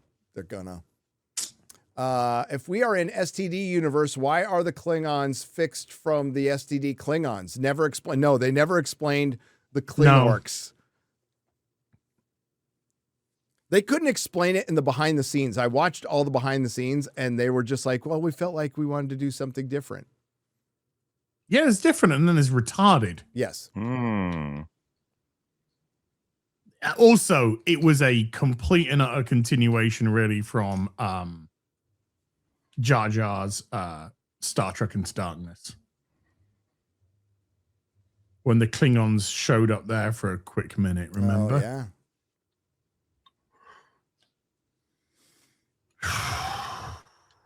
Well, they're in the first one too. Are they? I thought it was the second one they were in. Is it the second one where they have the? Man, it's been a while. It's been I a know. while. So is it? Yeah, it's the second one. I thought the first one was too busy blowing up planets and having moons on Vulcan, which has no moon. Well, they have the transporter case. Remember the little case, the transporter case, and they go to Kronos. Vulcan has no moon. My comment on Starfleet Academy premiere was somehow the top comment, and when I saw it in your video, I nearly fell off the treadmill. Thank you. Oh, you're welcome. Hey, that's cool. Hell yeah. What's the Black Widow doing behind Spock? Maybe during the chair stream. Is it during the chair stream? Pull up the image. Spreading it. So Captain gets some and he ends worlds. Yes, Captain America. How dare he? Fucking white people. I heard a rumor that a mouse will arrive and destroy the Marvel Universe. They do this after destroying the Star Wars and Indiana Jones universe. I see what you did there. Mm-hmm. Does the animated MCU shit appear in Doomsday / Secret Wars? Secret Wars. Does the animated MCU shit appear in it? Oh, I don't know. I doubt it. I highly doubt it. Does Walker become Agent Venom? No. John Walker did nothing wrong, though. I bet the BBC wish they had Paramount's STSA budget. Well, they had it for, I mean, I don't know. It wasn't as much as Starfleet Academy, but they had a good budget for... it's a few million an episode. Yeah, for Shooty Gatwa. Would EFAP ever cover... It's roughly around 5 million an episode. Yeah. On average, ish. About, for that and then the special, probably, yeah. So that's giving, yeah, about 5 million an Would episode. EFAP ever cover Muppets Christmas Carol? For sure, at some point. That's a good one. Gonna do it at Easter. Blake 7 remake, please don't. Yeah, don't. So, yeah, Blake 7 is kind of a groundbreaking show, guys. It that whole like group of rogues traveling together in a spaceship. Mm-hmm. It's fucking it was an inspiration for Guardians of the Galaxy. It was inspiration for shows like Farscape. So kind of a groundbreaking show. And of course, they will completely fuck it up. All right, we're going to wrap it up there. We'll get the rest on next Monday on the Square Up, on Nerdrotic Live, and Rumble. What do you got coming up, Az? I have got a video out right now. It released just during the show. Starfleet Academy Copamania running wild with the cast. So that's up for you guys and gals to see right now. Other than that, ripping a Silverback episode 100 tomorrow. Oh, wow. On Eric's channel. Expect a video as well. Thursday, expect a video. Friday, expect a video. And also FNT Saturday night, day off. And then Sunday, it's my birthday. So I'll be doing my afternoon tea with Az birthday special. month. Sunday fun day birthday special. Celebrate me. Oh my God. On my day. I said on my day, not birthday month. On my fucking day. On my day. You're 33 now, right? That was the age that Jesus was when he was killed. Oh. Not trying to draw no parallels. And No, you're- 51. And you're a Mason. 33.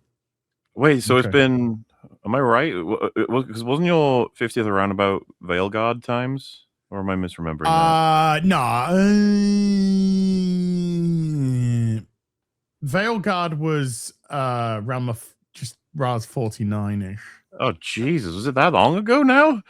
It was Veilguard was like October 24-ish, November 24-ish. Things move too fast and things are too bad. Reet. So this is on 50 plus 1 skill point on Sunday. You gonna boost luck, strength, or definitely intelligence. Oh, okay. I already thought you had that at 100%. No, I got no points in that. You know, they recommend against that. It's all an endurance for watching this fucking shit. Oh, dude, I today I'm free right after this, so I can finish Landman and then get back into Stargate for the palate cleanser. Oh, thank God. Thank God. It'll make up for me not eating food. Oof. Oh, you're on a fast? Yep. Good luck. Done them before. I do 2 a year. So, yeah, hell yeah. MauLer, what do you got coming up? Yes. Well, tomorrow we're doing a Metroid Prime stream, I think, after the Super cuts out. Going to talk about Metroid Prime 4, me and Fringy. I'm not sure if anyone else is coming right now. We'll find out. And then Saturday, the other half of talking about the end of Stranger Things with the documentary coverage from EFAP will be out on Saturday. Also, just wrapped up a new episode of Real BBC you can check out whenever you want. Wow. Yeah. Ooh. It'll be re-uploaded on Nerdrotic Live in moments. Go check it mere out. moments. Without the dropping the few stream part. hours. A few hours. That's a moment. I need That's a to- lot of moments. Yeah. I need some time Couple to. My moments. computer is not as fast as MauLer's rendering. What do you got coming up, X-Ray Girl? Tonight I'm playing Dying Light 2 on my channel, and then tomorrow Poor Choices, as well as the Nooner with Chris and Gary. Chris Over Gore. here.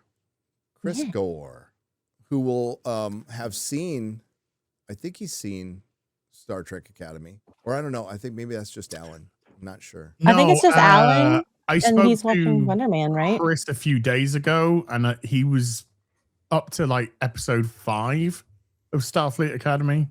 Oh. Yeah, and I think they are seeing Wonder Man. Yeah. Well, he's already seen it. He's seen it. He's Yeah, seen it he's already. already seen he it. actually says it's good. Yes, he did say that. What?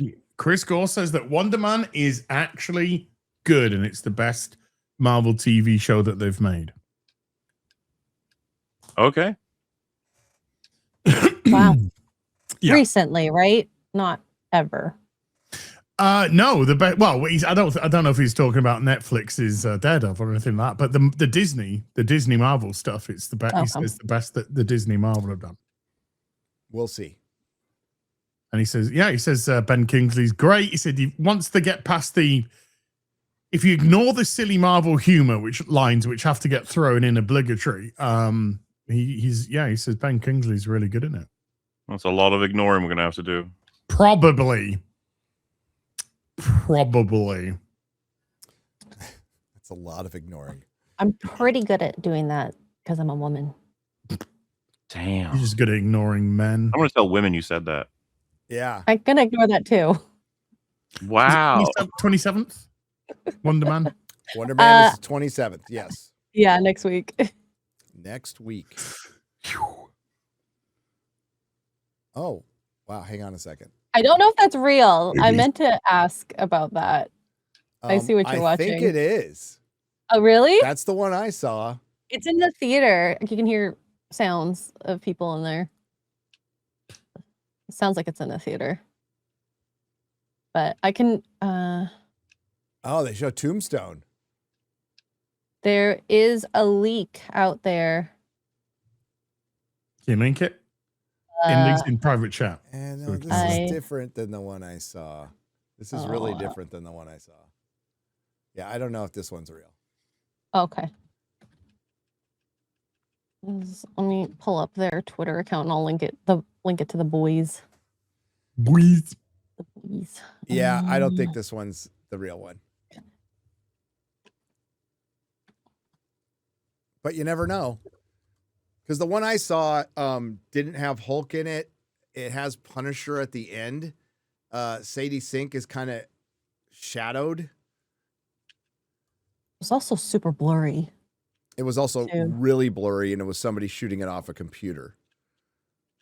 Has anybody been to the theater lately in the chat? Have you seen a Spider-Man brand new day? I think somebody would have probably brought it up.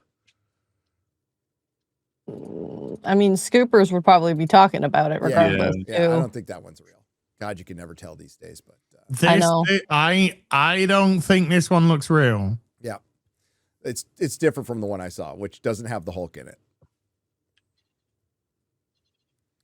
Does not have the Hulk in it, but that one was. Yeah, the audio doesn't make any sense because they're like cheering.